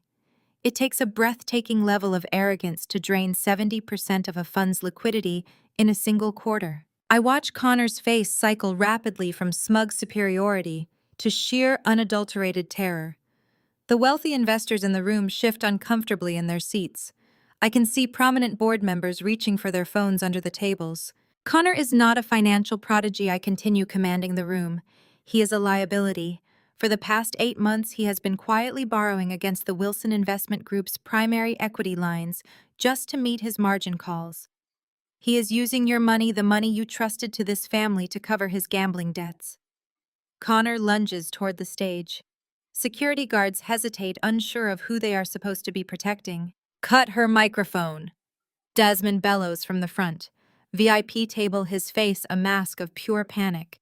He gestures frantically at the sound technician. The technician scrambles and a sharp squeal of feedback pierces the air before my microphone goes dead. But I do not need amplification anymore. The absolute silence of a room full of people watching a dynasty crash ensures every word I say next lands with devastating precision. I step away from the table near the kitchen doors and walk directly into the center of the ballroom. "My father speaks of legacy tonight," I say, raising my voice to reach the back of the room. I look directly at the mayor of Atlanta, who is sitting next to my parents' table. He loves to tell the story of building his boutique firm from the ground up through hard work and conservative values. But that is a fairy tale. The foundation of this family's wealth was not earned, it was stolen. I reach into my black leather briefcase. I pull out a thick stack of high-resolution printouts. These are the copies of the 1998 ledger, the wire transfer receipts, and the Delaware Shell Company Incorporation documents. Vivian stands up, her emerald gown catching the light as she desperately tries to block my path. "Camille, stop this right now. You are having an episode. Someone call an ambulance for my daughter." "I am not your daughter," I state coldly, referencing the secret she threw in my face 2 weeks ago in our living room. "And I am not sick. I am the executor of truth tonight." I slam the stack of documents down onto the center VIP table, right next to a towering crystal centerpiece. The papers fan out across the white linen. "I spent the last 14 days sitting in the office of Elias Thorne, my grandfather's attorney," I announce. "We decrypted Jeremiah's personal files. Between 1998 and 2003, Desmond and Vivian embezzled $8.4 million from Jeremiah's commercial real estate fund. The collective gasp from the room sucks the oxygen straight out of the air. A prominent business journalist sitting at the adjacent table immediately stands up, his eyes locked on the documents scattered before him. They used Aaliyah's name to set up the dummy corporations. I continue turning my gaze to my sister, who is trembling on the stage, her own microphone hanging limply in her hand. The house in Cascade, the seed money for Desmond's firm, the trust fund Aaliyah uses to buy her designer clothes. All of it was purchased with stolen money. Grandpa Jeremiah knew. He tracked every single cent. He kept the receipts. That is the real reason he placed his entire $25 million estate into an irrevocable trust with me as the sole trustee. He knew his family was comprised of thieves. Desmond's face turns an ashen gray. He grips the edge of his table, looking suddenly frail and entirely defeated. The investors he had been courting all evening are actively pushing their chairs back, physically distancing themselves from him. Phones are out. People are recording. The society event of the season has just turned into a crime scene. You have no proof. Connor shouts, his voice cracking with desperation as he points a shaking finger at me. Those are forged. The FBI white-collar crime division disagrees, I reply, smiling, a razor-sharp smile. I handed the original titanium flash drive over to federal agents yesterday morning. They are currently securing warrants to audit your hedge fund, Connor. I imagine they will be visiting your office bright and early on Monday. Connor looks like he has been violently struck. He takes a step backward, bumping into a waiter sending a tray of champagne flutes crashing to the marble floor. The shattering glass perfectly punctuates the destruction of his career. Vivian loses what little remains of her composure. The elegant society matron vanishes, replaced by a cornered, vicious animal. She charges at me, her hands curled into claws, but two hotel security guards finally intervene, catching her by the arms before she can reach me. You ungrateful wretch, Vivian screams, thrashing against the guards. We gave you a life. We took you in when you were nothing. You are a bastard child from a gutter, and this is how you repay us. The entire ballroom freezes. Even the journalists stop typing. I stand perfectly still, letting her words echo off the vaulted ceiling. She had threatened me with my unknown parentage in the privacy of our home, hoping the shame of being illegitimate would keep me compliant. She grossly underestimated my lack of shame and my absolute thirst for the truth. I may not share your blood, Vivian. I say, my voice steady and echoing with absolute finality. And for that, I thank God every single day. Because I would rather be a bastard from the gutter than a parasite wearing a stolen crown. I pick up my empty briefcase. I do not look back at my father, who is currently surrounded by angry board members demanding answers. I do not look at Aaliyah, who is sobbing quietly on the stage as her carefully curated social media empire collapses in real time.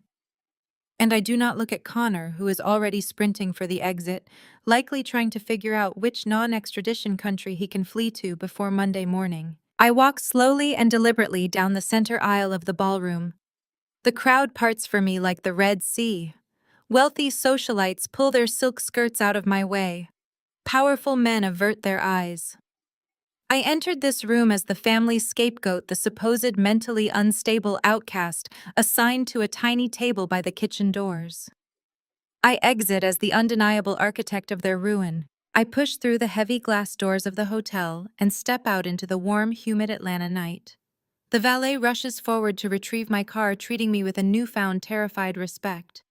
He saw the live streams that are undoubtedly already circulating online. I slide into the driver's seat of my car, the quiet hum of the engine a soothing contrast to the chaos I just orchestrated.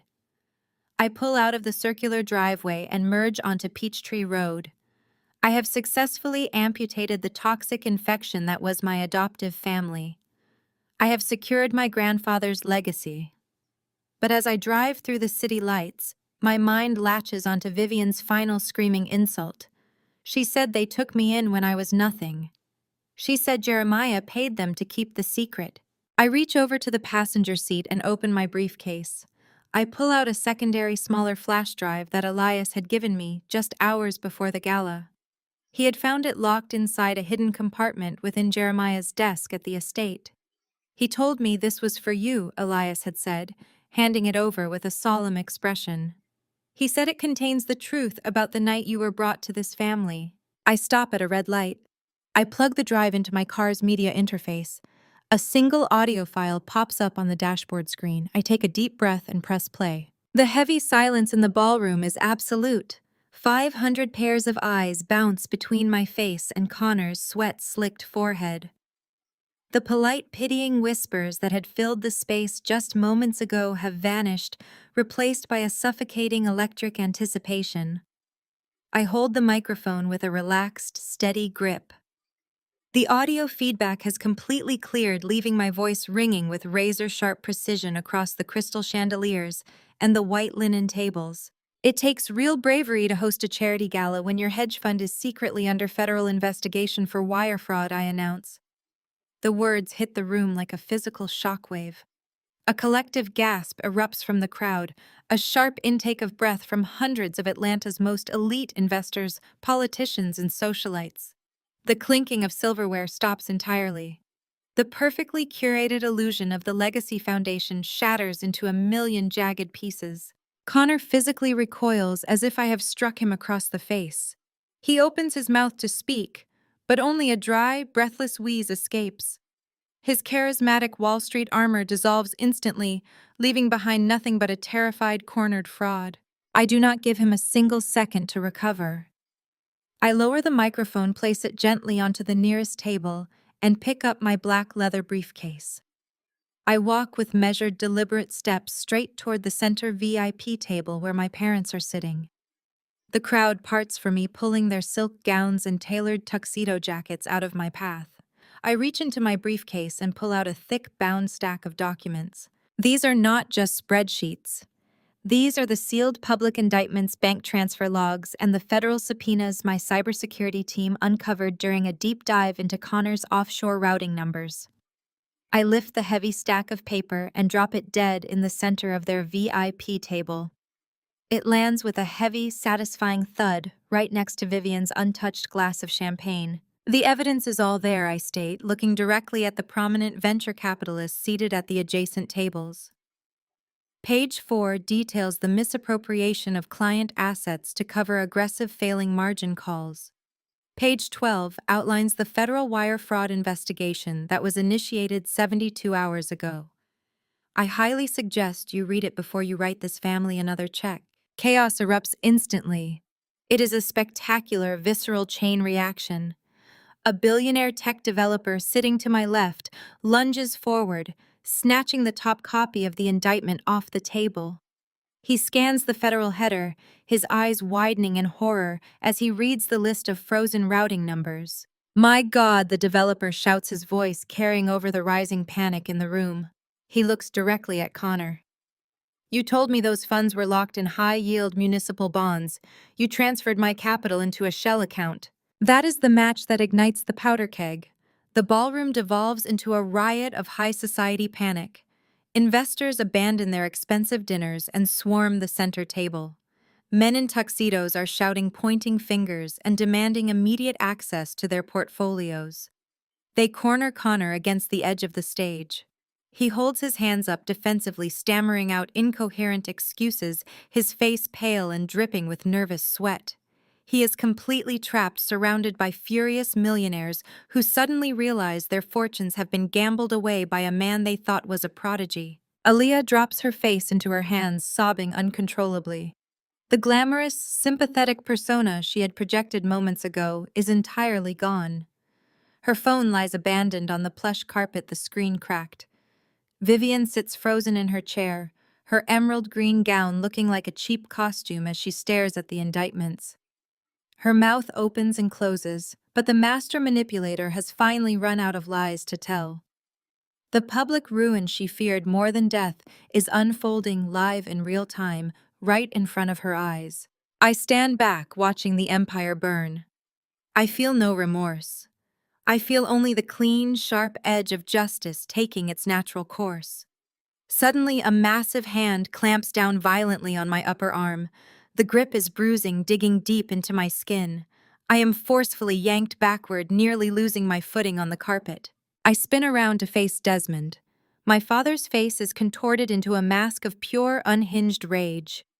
The polished, authoritative CEO is completely gone, replaced by a desperate, violent man whose legacy has just been publicly slaughtered. The veins in his neck are bulging against his stiff white collar. "You malicious, ungrateful brat!" Desmond hisses, his voice a ragged whisper meant only for me amidst the shouting crowd.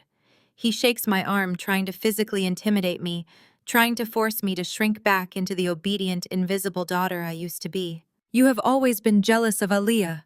He snarls, his breath hot and reeking of scotch. "You could never be her. You could never be beautiful or graceful or loved, so you decided to destroy her night. You decided to humiliate this family because you are a miserable, bitter failure. You are dead to me, Camille. Do you hear me? You are dead to me." I look at the hand gripping my arm. I do not flinch. I do not cry. I do not revert to the terrified child he spent 3 decades breaking down.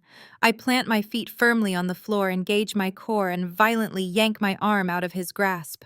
The sudden force breaks his hold, leaving him slightly off balance. I step directly into his personal space, closing the distance until we are inches apart. The roar of the angry investors confronting Connor provides the perfect cover of noise. I do not need to yell. I want this to be intimate.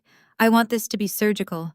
"You think this is about jealousy, Desmond?" I ask, my voice dropping to a localized freezing whisper. "You think this is about Aaliyah's pathetic social climbing? You are so obsessed with appearances that you cannot even see the knife buried in your own back." Desmond glares at me, his chest heaving, waiting for me to hurl an insult. But I do not deal in insults. I deal in forensic data.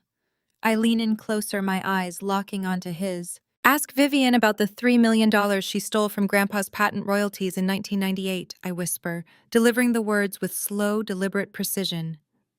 Desmond freezes. His entire body goes completely rigid. The angry fire in his eyes is instantly extinguished, replaced by a cold, blank shock.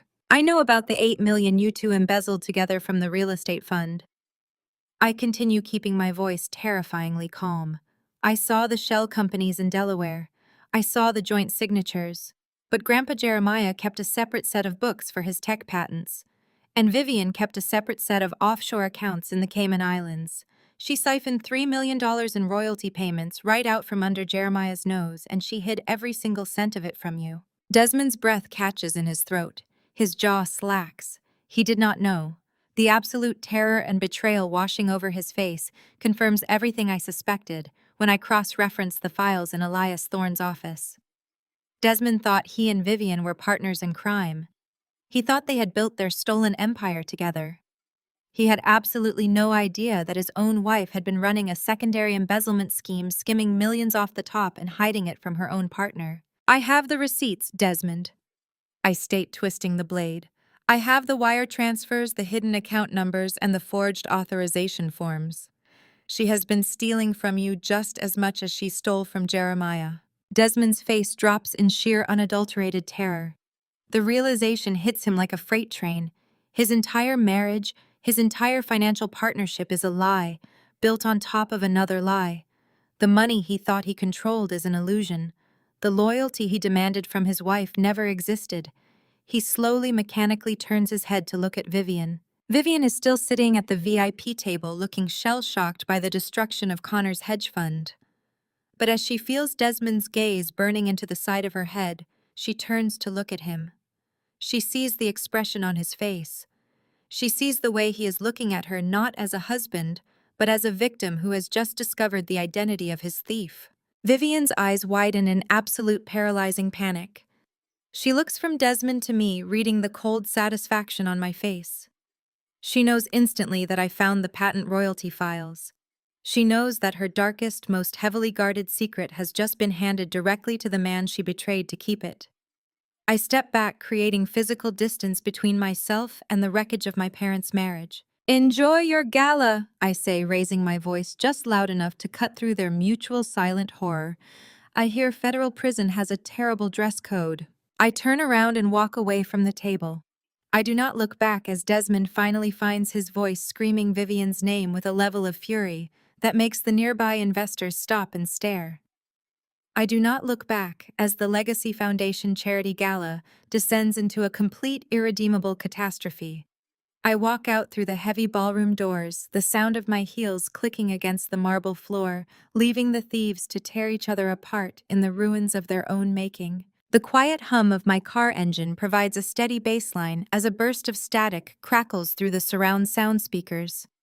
I keep my eyes on the red glow of the traffic light, my hands gripping the leather steering wheel. The static clears, replaced by the sound of a heavy, labored breath. Then the raspy, unmistakable voice of Grandpa Jeremiah fills the cabin. Camille, if you are listening to this recording, it means my heart finally gave out. It also means Vivian has inevitably tried to weaponize your past against you. She thrives on making people feel small. But you are not small, Camille. You are the only giant in a house full of thieves.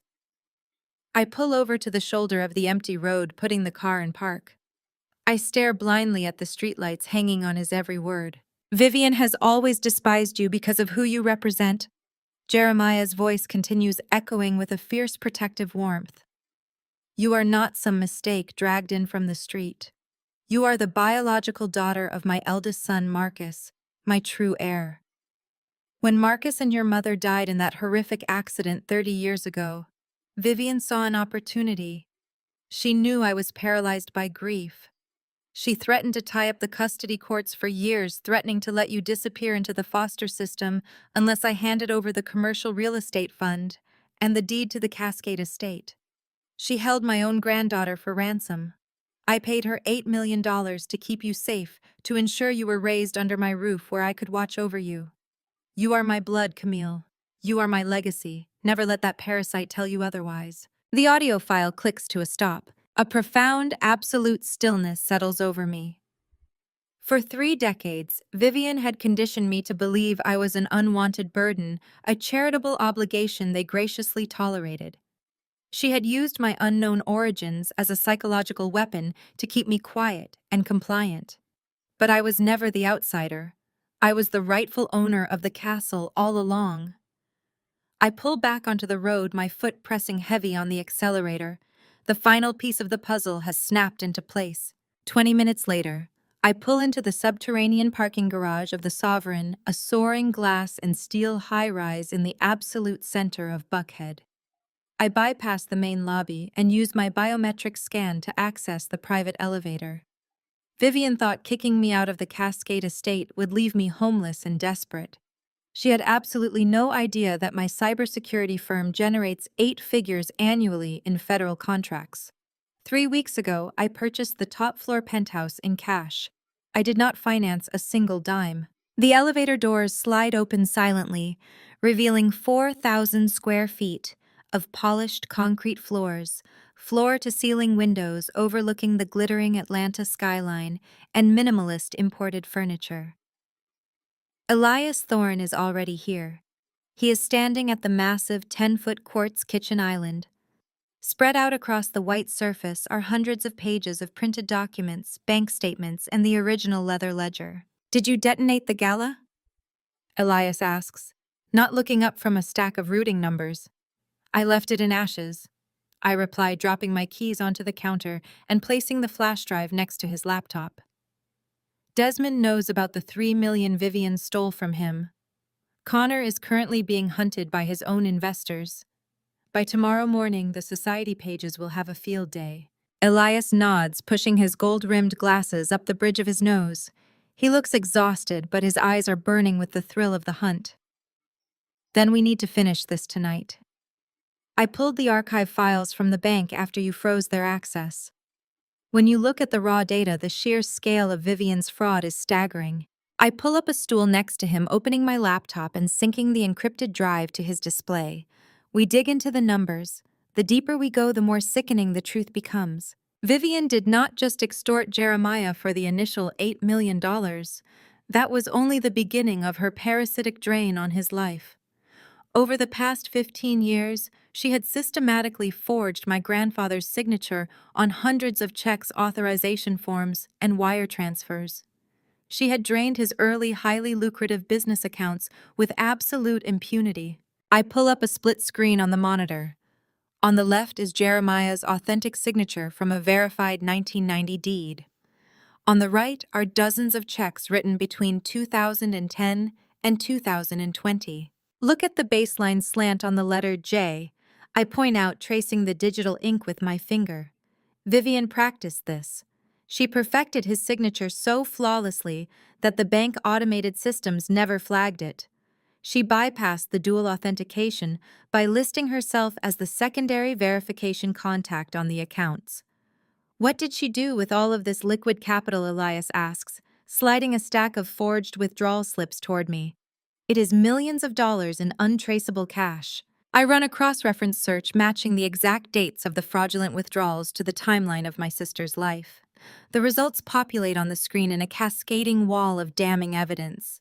She used it to build Aaliyah's entire fake existence, I say, the cold reality settling in my chest. Every single milestone of the golden child's perfect life was funded by a felony. The $250,000 spent on Aaliyah's extravagant destination wedding in Lake Como forged directly from Jeremiah's primary dividend account. The down payment on the massive luxury estate Aaliyah and Connor live in, siphoned through a fake consulting invoice Vivian signed on Jeremiah's behalf. But the most glaring theft of all is the money used to prop up Connor. I open the folder containing the seed capital documents for Connor's hedge fund. Desmond always bragged that he personally backed his son-in-law because he recognized a financial genius. That was another lie. I pull up a forged power of attorney document dated exactly 5 years ago. Vivian used this fake power of attorney to liquidate a massive portion of Jeremiah's municipal bonds. I explained to Elias, my voice sharp with disgust.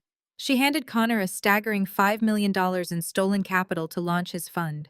And when Connor started losing money last year due to his reckless short selling, Vivian went right back to the well. She forged 3 more emergency transfers to cover his margin calls. Connor is not a self-made titan of Wall Street. He is a glorified gambling addict surviving on a stolen allowance. Elias leans back heavily against the court's counter, running a hand over his face. They built an empire of glass and they used Jeremiah's bones for the foundation. The most disturbing part of the entire operation is not the stolen money, it is how they covered their tracks. I open the final folder on the drive labeled Medical Summaries. Whenever Jeremiah noticed the discrepancies, whenever his brilliant analytical mind caught a missing dividend or an unbalanced ledger, Vivian and Desmond immediately went into defense mode. They did not argue with him. They gaslit him. They hired private concierge doctors on their payroll to evaluate him. I scroll through the falsified medical reports. They actively pumped him full of heavy sedatives and painkillers under the guise of treating his blood pressure. They kept him lethargic and confused. Then Vivian would sit by his bedside holding his hand and tell him his memory was failing. She convinced his friends, his business partners, and eventually tried to convince him that he was suffering from severe early-onset dementia. They locked a brilliant man inside a mental prison of their own making. They took away his phone, restricted his internet access, and fired his longtime nursing staff, replacing them with people loyal only to Vivian. They stripped him of his dignity. I pull up the final bank statement from Jeremiah's personal checking account, the only account Vivian allowed him to actually control. They left him with scraps, I say, my voice trembling with a quiet, lethal fury. A man who built a $25 million real estate empire from the ground up.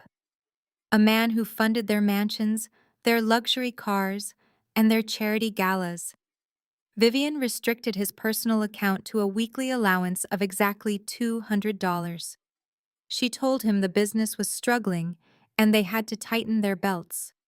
She forced him to beg for money to buy his own books and basic comforts, all while she was wearing $500,000 in stolen diamonds around her neck. They called him senile to his face. I continue staring at the pathetic balance on the screen.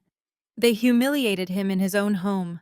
They paraded him around at their parties as a prop, playing the role of the devoted, caregiving children burdened by a dying father while actively bleeding his legacy dry. Elias looks at the documents, his jaw set in a hard, unyielding line. This goes far beyond civil litigation, Camille. This is elder abuse, systemic financial fraud, and criminal conspiracy. If we take this to the district attorney, they will not just lose their wealth. They will spend the rest of their natural lives in a federal penitentiary. I slowly close my laptop. The glow of the screen fades, leaving us illuminated by the ambient light of the Atlanta skyline shining through the penthouse windows. The anger that had been simmering inside me for years has entirely burned away. There is no rage left. There is only a surgical, absolute commitment to total annihilation. They thought they could dismiss me, I say, my voice steady and cold, as the glass surrounding us. They thought because I was quiet, because I did not wear their designer clothes or play their vicious social games, that I was weak. They thought I was a ghost haunting their perfect house. I stand up and walk over to the floor-to-ceiling window, looking down at the sprawling, glittering city below. Desmond and Vivian spent their entire lives treating Atlanta like their personal kingdom. By tomorrow morning, the gates to that kingdom will be permanently welded shut.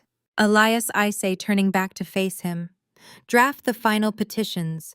We are not just taking back the estate. We are taking the corporate voting rights, the offshore accounts, and the intellectual property patents. I want every single asset frozen, seized, and transferred back to Jeremiah's trust before the sun sets tomorrow. What about Aaliyah and Connor? Elias asks, gathering the stacks of printed indictments. Let them drown in the flood, I reply, picking up the titanium flash drive and slipping it securely into my pocket. Tomorrow morning, we execute the final phase.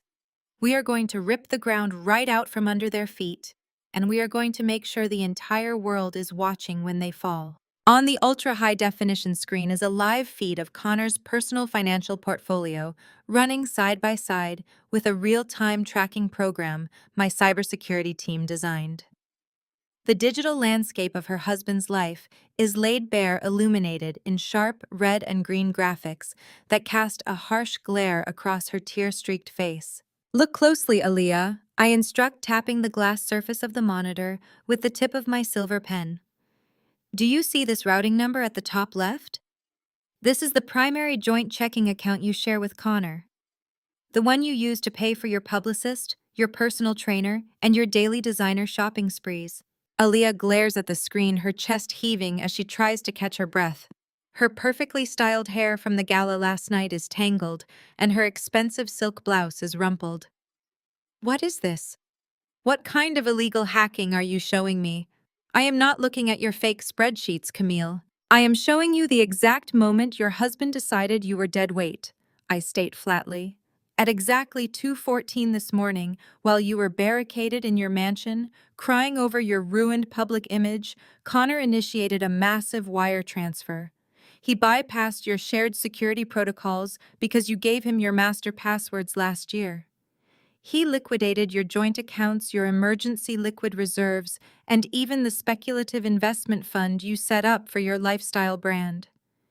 He converted $2.8 million into an untraceable offshore cryptocurrency wallet.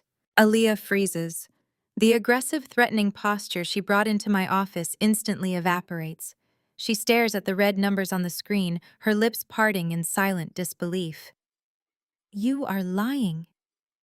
Aaliyah breathes, shaking her head slowly. Connor would never do that. He told me he was going to his lawyer's office to fix the mess you made. He said he was going to draft a defamation suit against you. I tap a single key on my keyboard.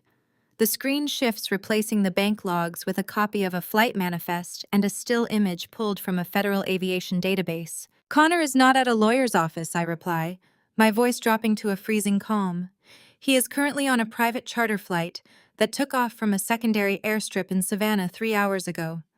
The tail number is registered to a holding company out of Dubai. The United Arab Emirates does not have a comprehensive extradition treaty with the United States for white-collar financial crimes. He took your money, Aaliyah. He left you behind to face the federal authorities completely alone. Aaliyah physically stumbles backward. her high heels catching on the plush carpet of my office. She reaches out, gripping the edge of my glass desk to steady herself.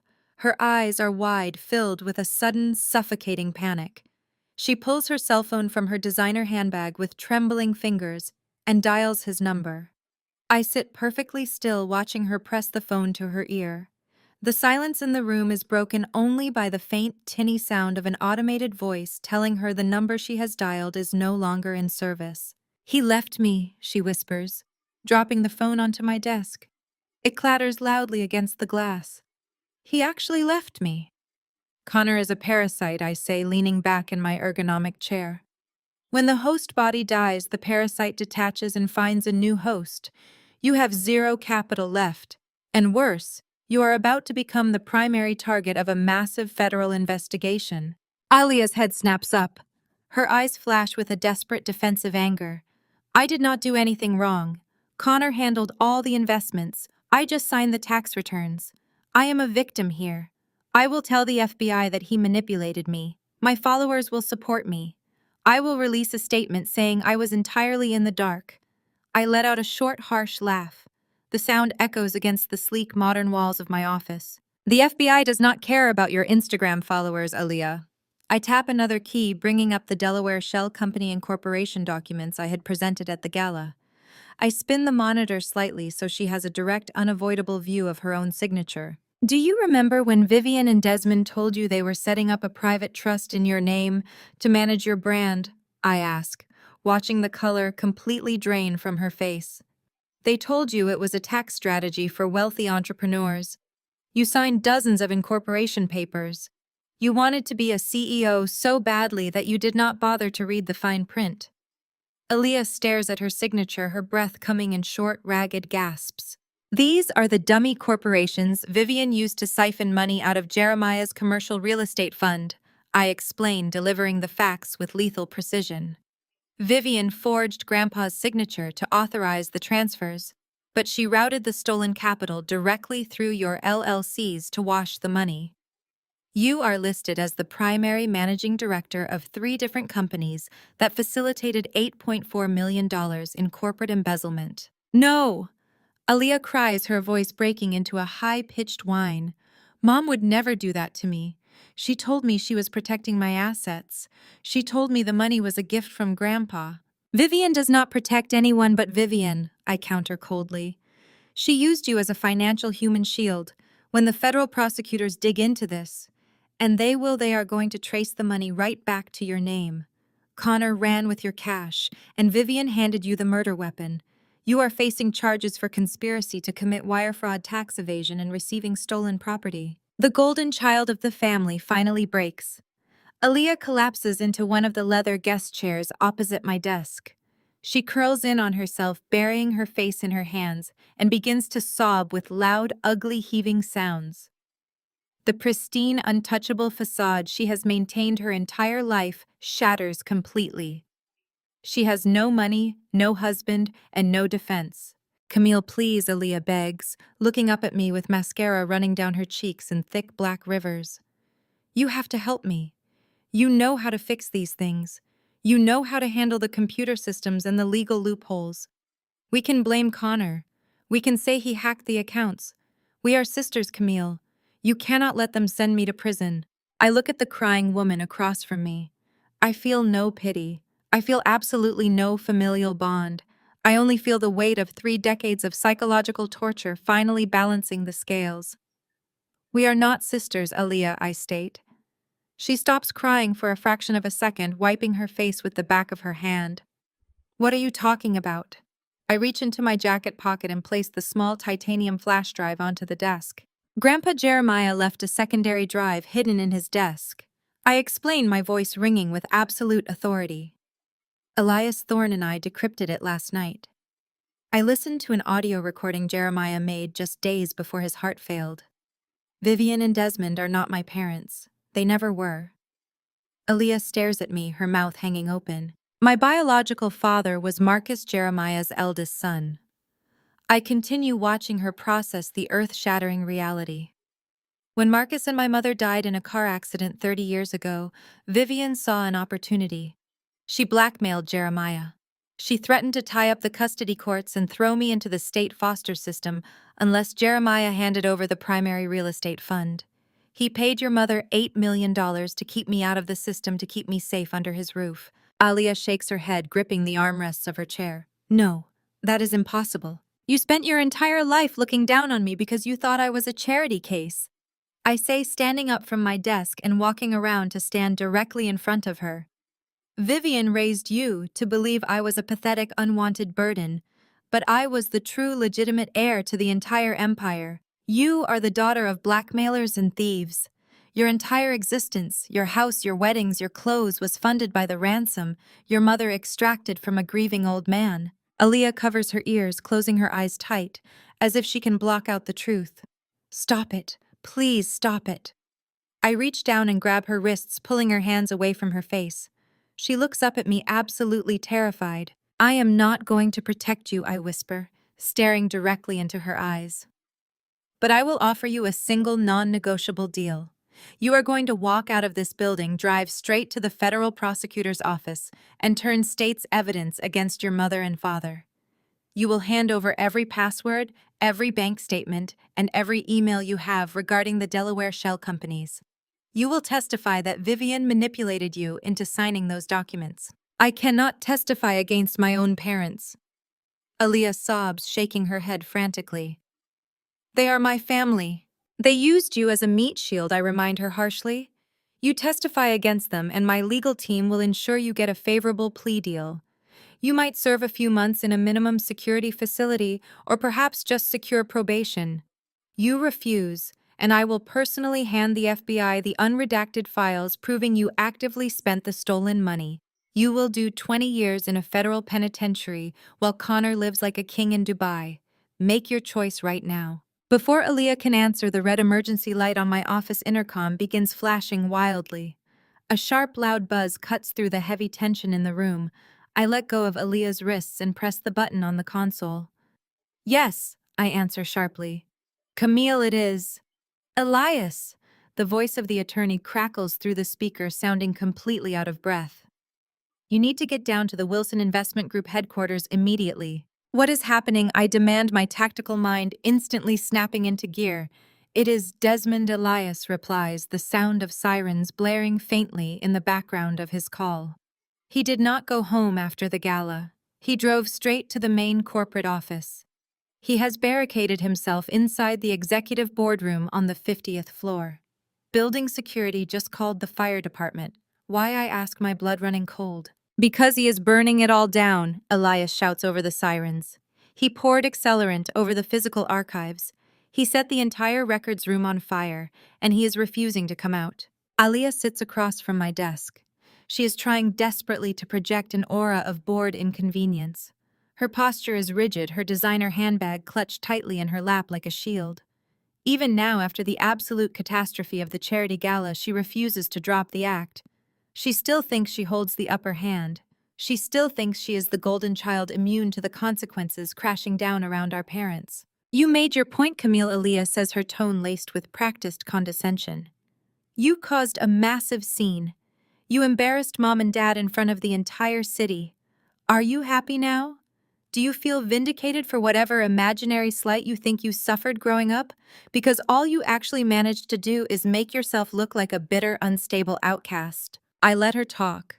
I let the silence stretch out in my spacious, immaculate office. The morning sun streams through the floor-to-ceiling windows, catching the dust motes dancing in the air. I sit perfectly still, watching her over the rim of my coffee cup. Her arrogance is a brittle shell, and I'm about to smash it into a million irreparable pieces. Are you even listening to me? Aaliyah snaps, her composure fracturing just a fraction. Connor's firm is dealing with a temporary liquidity issue, nothing more. Mom and Dad will recover from your little stunt. But you have permanently destroyed any chance of ever being welcomed back into this family. You need to issue a public retraction immediately. If you do not, Mom has already instructed our legal team to file a defamation suit that will utterly obliterate your business reputation. I set my coffee cup down. The ceramic clinks softly against the glass surface of my desk. I do not yell. I do not match her frantic, desperate energy. I deal in cold, hard facts. You should really pay closer attention to what you sign, Aaliyah, I say quietly. I reach out and grip the edge of my large, ultra-high-definition monitor. I turn it slowly, angling the screen so it faces her directly. I tap the spacebar to wake it up. Displayed across the glowing monitor is a complex color-coded financial schematic. It traces a web of international wire transfers, routing numbers, and corporate entity registrations. Aaliyah frowns, her eyes darting across the screen. What is this? More of your fake spreadsheets? This is the undeniable, heavily documented reality of your entire existence, I reply, my voice dropping to a low, lethal register. I spent the entire night pulling the incorporation documents for the offshore shell companies Vivian used to hide the money she embezzled from Grandpa Jeremiah. It was a brilliant, highly illegal strategy. She siphoned $8.4 million out of his commercial real estate fund. But Vivian is smart. She knew that if the IRS or the federal authorities ever conducted an audit, the paper trail could lead straight to federal prison. Aaliyah crosses her arms. Mom is innocent. She told me you hacked those files to frame her. Vivian needed a scapegoat. I continue completely ignoring her interruption. She needed a firewall between herself and the stolen money. She needed a name to put on the incorporation documents for the dummy LLCs in Delaware and the Cayman Islands. Someone who could take the fall if the authorities ever came knocking. I slide a thick physical manila folder across the desk. It comes to a stop right against Aaliyah's handbag. Open it, I command. Aaliyah hesitates. The first genuine flicker of fear crosses her perfectly made-up face. She reaches out with trembling fingers and flips open the cover of the folder. Staring back at her are copies of legally binding incorporation documents, tax forms, and international banking authorizations. Look at the managing director's signature on page 3, I instruct. Aaliyah's eyes track down the page. The color completely drains from her face, leaving her looking hollow and sick. She recognizes the signature immediately. It is her own. Mom told me these were tax documents for my trust fund. Aaliyah whispers, her voice barely a breath. She said I needed to sign them to avoid capital gains penalties. I did not read them. I trusted her.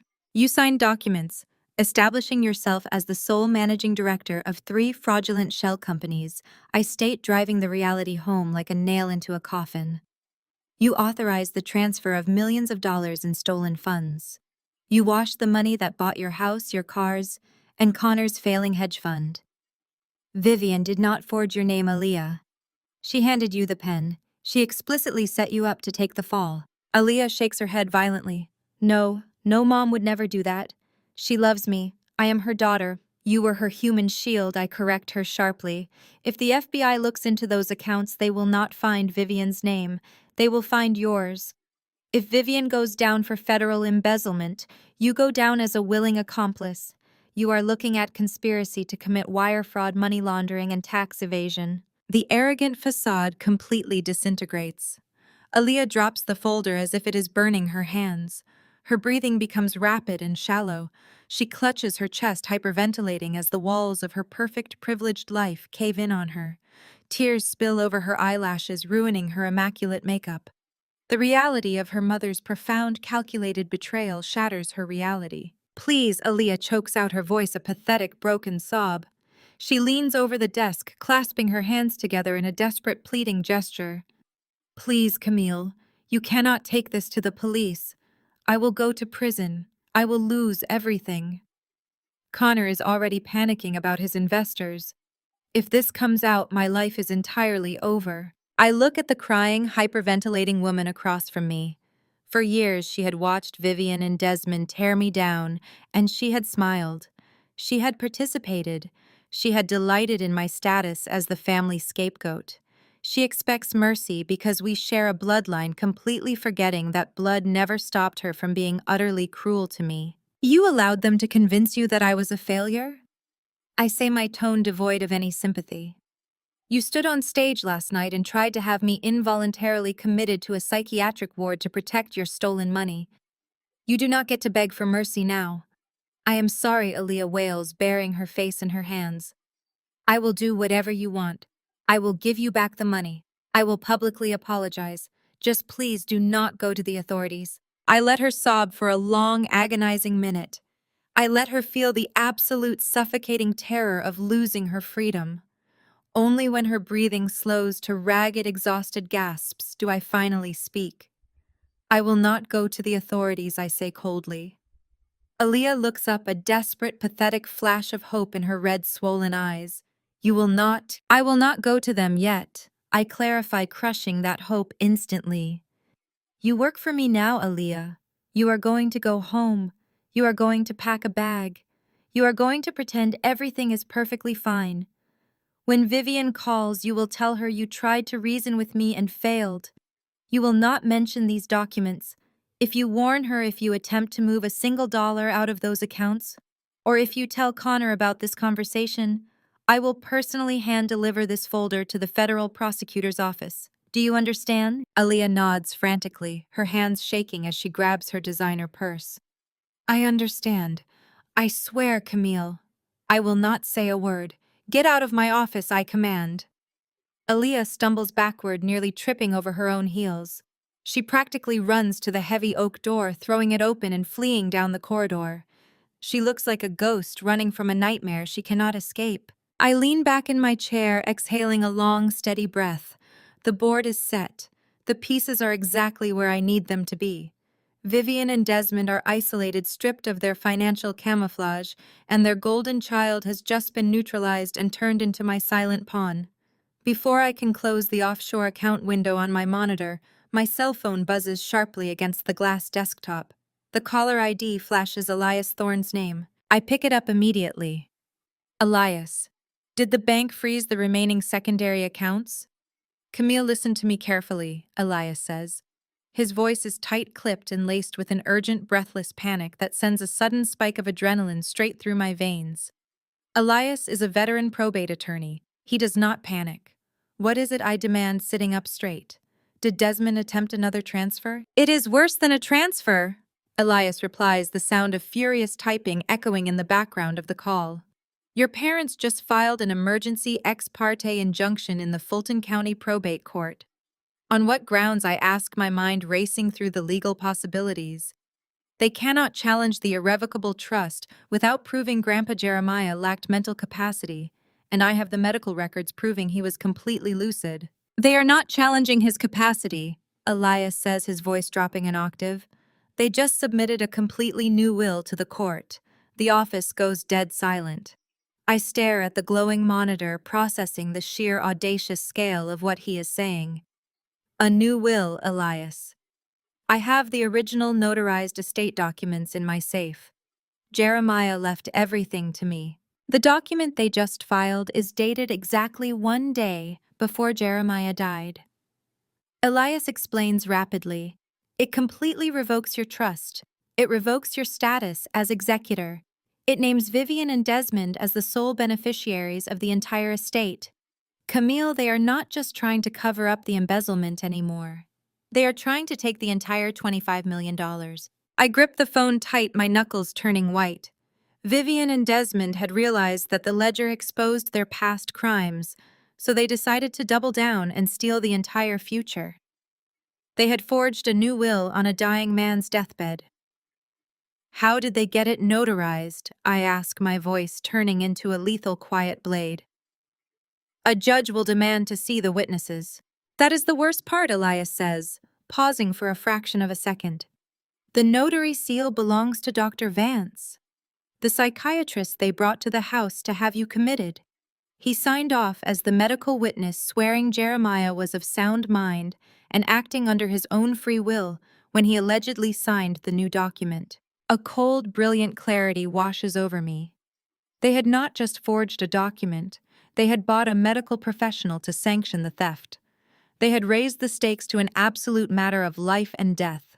Get the documents ready, I tell Elias, slamming my laptop shut. We are going to court. The cool, unforgiving night air of Atlanta whips through the open window of my car as I drive away from the hotel. I leave the screaming, the panic, and the shattered illusions of the Legacy Foundation charity gala far behind me in the rearview mirror. My phone has been vibrating relentlessly on the passenger seat for the last 20 minutes, the screen continuously lighting up with the names of furious investors and panicked family members. I do not spare the device a single glance. I take the highway north toward Buckhead, the neon lights of the city bleeding into streaks of red and white, my mind operating with absolute surgical clarity. 15 minutes later, I pull into the private subterranean garage of my luxury penthouse. I purchased this property in cash exactly 3 weeks ago. It was a calculated acquisition handled entirely through a blind trust, ensuring that neither Desmond nor Vivian had the slightest inkling of my true financial status or physical location. They had spent decades convinced I was a pathetic underachiever, a charitable burden they were forced to tolerate in their magnificent home. They never knew my independent cybersecurity firm had secured massive federal contracts, generating 8 figures in annual revenue.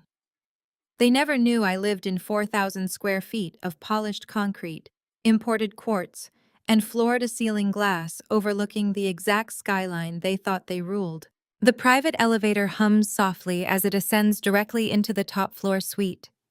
The heavy steel doors slide open silently, revealing the expansive, minimalist living space. Elias Thorne is already here. The brilliant forensic accountant and attorney is standing over the massive kitchen island, his silk tie loosened and his sleeves rolled up to his elbows. Spread across the pristine white surface are dozens of printed bank statements, wire transfer logs, and the heavy leather-bound physical ledger I had secured from Jeremiah's hidden wall safe earlier this week. "You actually detonated the gala," Elias says. Looking up as I drop my car keys onto the glass entry table, the news of Connor's hedge fund collapse is already leaking onto the financial wire. The entire event is a total loss. "That was just the opening act," I reply, walking over to the island and setting down my black leather briefcase. I reach inside and pull out the encrypted flash drive I recovered from the secure Dropbox. I place it gently next to my high-performance laptop.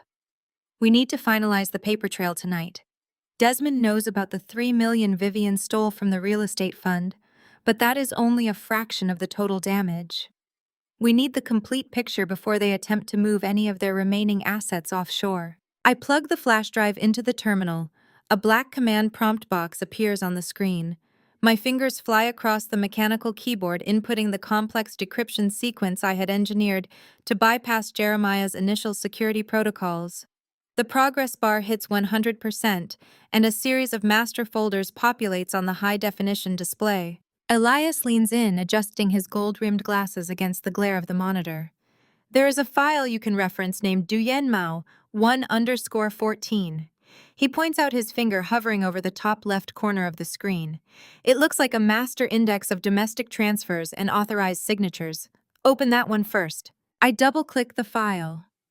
The screen instantly fills with thousands of lines of transactional data spanning over a decade. We begin to cross-reference the digital data with the handwritten entries in Jeremiah's physical ledger. The silence in the penthouse is absolute, broken only by the sound of pages turning and the rapid clicking of my keyboard.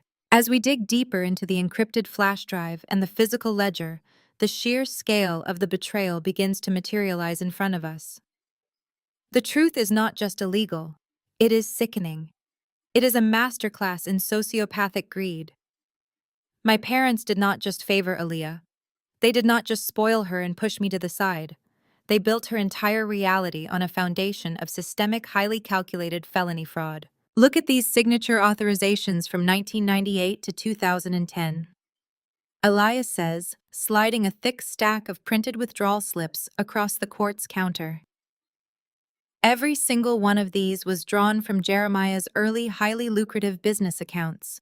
The tech patents, the commercial real estate seed funds, the municipal bonds, they are all entirely gutted. I zoom in on the scanned checks displayed on the monitor. The signature reads Jeremiah Thorne, but the baseline slant and the pressure of the digital ink are completely wrong.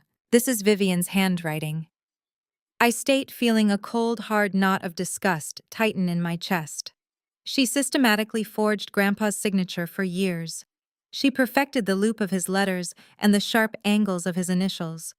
She bypassed the dual authentication protocols by listing herself as the secondary verification contact on the accounts. She drained his accounts right under his nose, utilizing the authority he gave her to manage the family's minor administrative expenses to execute massive capital withdrawals. I open another directory on the drive to trace where the stolen capital actually went. Next, we need to follow the money. I say, my eyes scanning the directories. There is a file you can reference named Duyen Mao 2_14. I execute a search protocol on the file, filtering the routing numbers to match Aaliyah's personal trust and Connor's corporate accounts. The results are staggering. Millions of dollars in untraceable cash had been washed through shell companies in Delaware and the Cayman Islands, only to be routed directly back into the domestic banking system. Vivian used the stolen money to build Aaliyah and Connor's perfect life, I explain, my voice dropping to a low, localized whisper. Every single milestone of the golden child's existence was funded by embezzlement. I pull up a series of itemized invoices from 5 years ago. The $250,000 spent on Aaliyah and Connor's lavish magazine featured destination wedding in Lake Como. It was wired directly from Jeremiah's primary dividend account using a forged authorization form. The massive down payment on their sprawling 10,000 square foot estate in Buckhead, it was siphoned through a fake consulting invoice Vivian personally approved on Jeremiah's behalf. But the most glaring theft of all is the money used to prop up Connor's entire career. Desmond always bragged about Connor. He paraded his son-in-law around the country club, boasting about his financial genius, claiming he personally backed Connor's hedge fund because he recognized a true market prodigy. It was a complete fabrication. I highlight a massive transfer of $5 million dated exactly 4 years ago. Vivian used a fake power of attorney to liquidate a massive portion of Jeremiah's municipal bonds, I tell Elias, pointing firmly at the glowing screen. She handed Connor $5 million in stolen capital to launch his fund. And when Connor started bleeding money last year, due to his reckless, aggressive short selling, Vivian went right back to the well. She forged 3 more emergency transfers to cover his margin calls. She propped up his failing fund to keep up appearances. Connor is not a self-made titan of Wall Street. He is a glorified gambling addict surviving entirely on a stolen allowance. Elias rubs his temples, a look of profound disbelief washing over his features. They built an empire of glass, and they used Jeremiah's bones for the foundation. But how did they keep him from noticing Jeremiah was brilliant? He built a $25 million real estate portfolio from nothing. He would have noticed millions of dollars evaporating from his primary capital accounts. I swallow hard. The answer to that question is the absolute darkest secret in the entire ledger. I navigate to the final partition of the encrypted drive. I locate the specific directory Elias needs to see. There is a file you can reference named Duyen Mao 3_14. I open the document. It contains detailed medical logs, prescription records, and personal checking account statements. Whenever Jeremiah noticed the discrepancies, I explain, my voice trembling with a quiet, lethal fury. Whenever his brilliant, analytical mind caught a missing dividend or an unbalanced ledger, Vivian and Desmond immediately went into defense mode. They did not argue with him. They gaslit him. I scroll through the falsified medical reports from the private concierge doctors Desmond kept on the corporate payroll. They actively pumped him full of heavy sedatives and neurological inhibitors under the guise of treating his blood pressure and heart condition. They kept him artificially lethargic and confused. Then Vivian would sit by his bedside holding his hand and softly tell him his memory was failing. She convinced his friends, his business partners, and eventually tried to convince him that he was suffering from severe early-onset dementia. They locked a brilliant man inside a mental prison of their own making. They took away his phone, restricted his internet access, and fired his longtime nursing staff, replacing them with people loyal only to Vivian. They stripped him of his autonomy and his dignity so he could not investigate the missing funds. I pull up the final bank statement from Jeremiah's personal checking account, the only account Vivian allowed him to actually control. They left him with scraps, I say, staring at the pathetic $200 balance on the screen. A man who built a sprawling empire, a man who funded their mansions, their luxury cars, and their charity galas, was reduced to absolute poverty in his own home. Vivian restricted his personal account to a weekly allowance of exactly $200. She told him the business was struggling due to the economy and that they all had to tighten their belts. She forced him to beg for money to buy his own books and basic comforts, all while she was wearing $500,000 in stolen diamonds around her neck. They called him senile to his face. I continue the anger solidifying into a cold, unbreakable resolve. They humiliated him. They paraded him around at their parties as a prop playing the role of the devoted caregiving children burdened by a dying father while actively bleeding his legacy dry. Elias stands up, pacing the length of the kitchen island. This goes far beyond civil litigation, Camille. This is elder abuse, systemic financial fraud, and criminal conspiracy. When we hand this over to the federal prosecutor, Vivian and Desmond will not just lose their wealth. They will spend the rest of their natural lives in a federal penitentiary. I look back at the monitor at the overwhelming, irrefutable evidence of their crimes. For 30 years, they had conditioned me to believe I was the failure. They had used my silence to protect their perfect stolen lives. They thought I was a ghost haunting their pristine hallways. But they were wrong. I was not a ghost. I was the architect of their ruin. We finalize the documents tonight, Elias. I say, my voice steady and hard. We compile every forged signature, every offshore routing number, and every falsified medical report. By the time the sun rises, I want this entire house of cards ready to burn. 6 months have passed since the gavel fell in Fulton County Probate Court. The air in Atlanta feels different now. It is cleaner, lighter, stripped of the suffocating humidity of Vivian and Desmond's decades-long masquerade.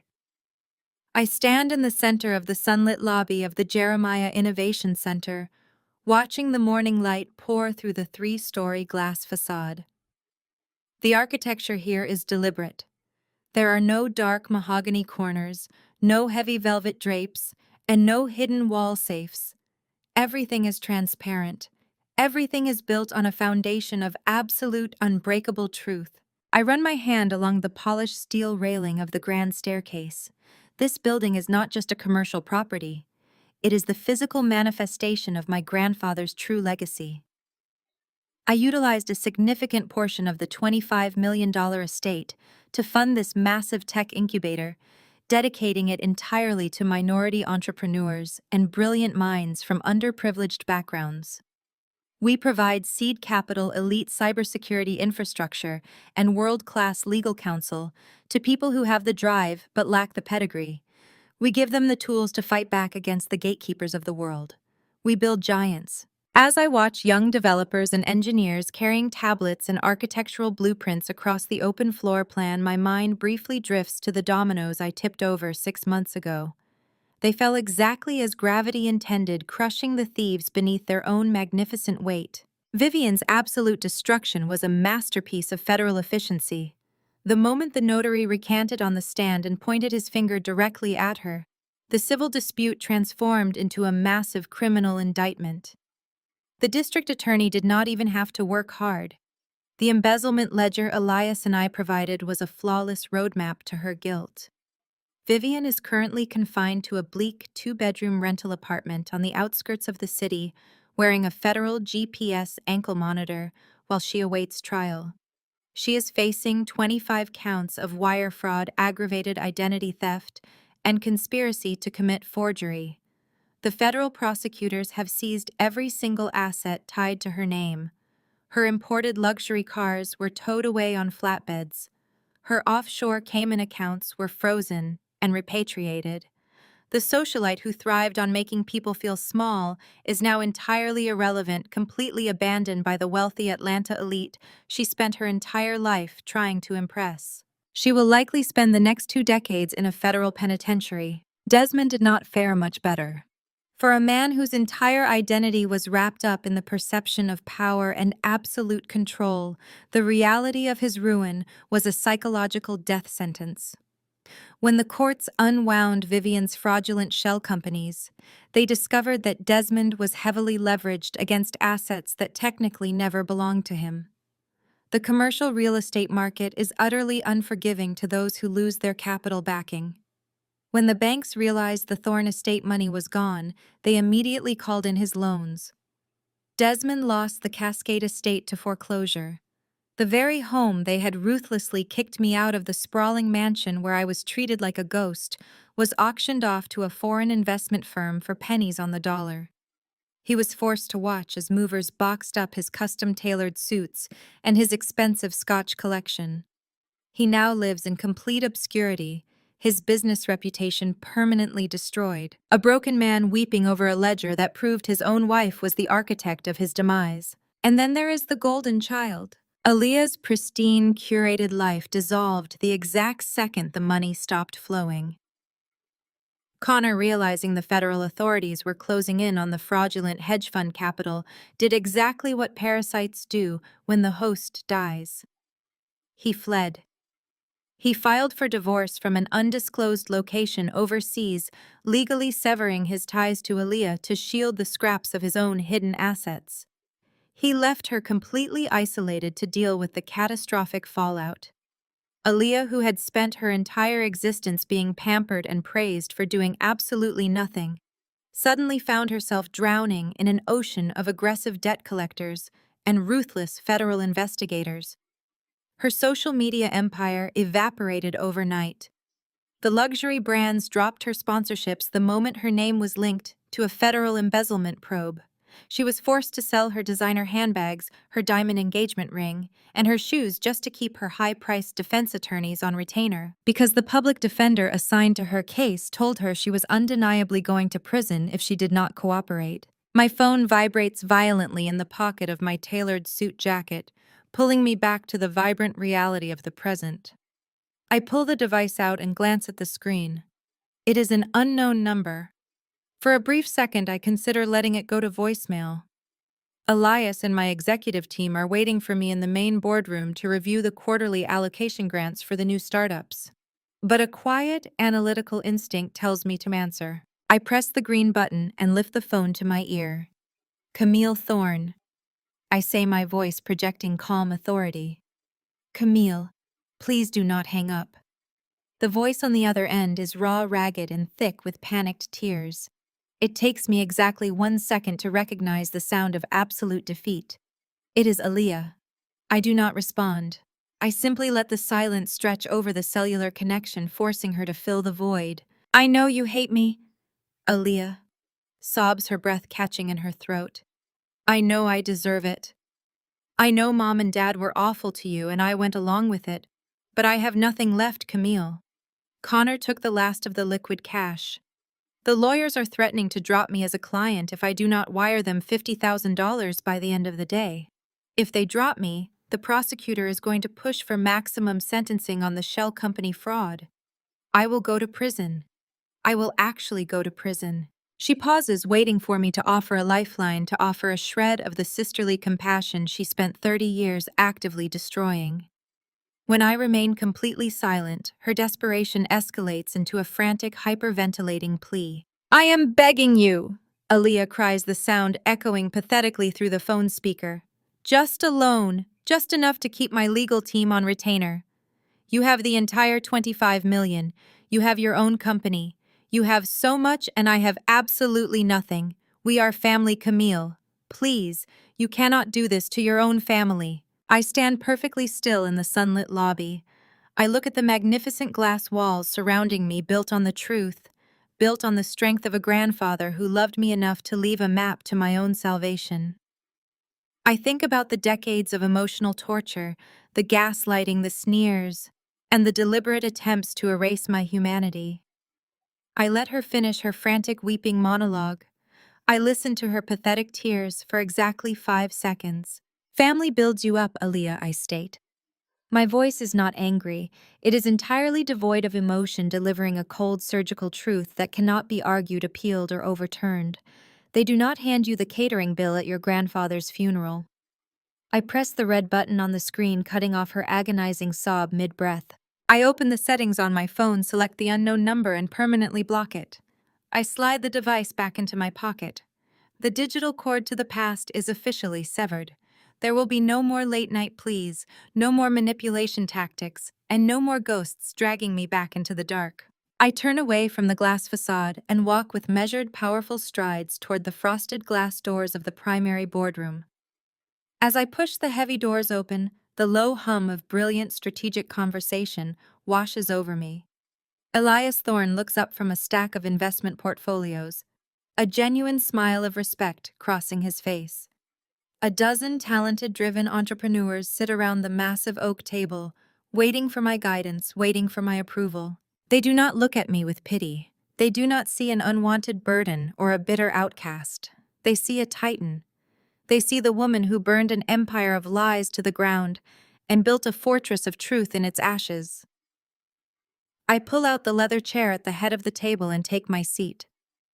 I place my hands flat on the polished wood, looking at the brilliant minds gathered around me. I finally have my empire, and the ghosts of my past are permanently silenced. Let us begin. The greatest lesson from this story is that true security comes from independence, not from seeking validation from toxic family members. For years, Camille was treated like a burden, manipulated by people who only cared about money and appearances. But instead of playing their game, she silently built her own empire. She proved that blood does not define family, and you do not owe loyalty to those who exploit you. Your worth is defined by your own actions and truth. Tell us how you protected your peace from toxic relatives by sharing your story in the comments section down below.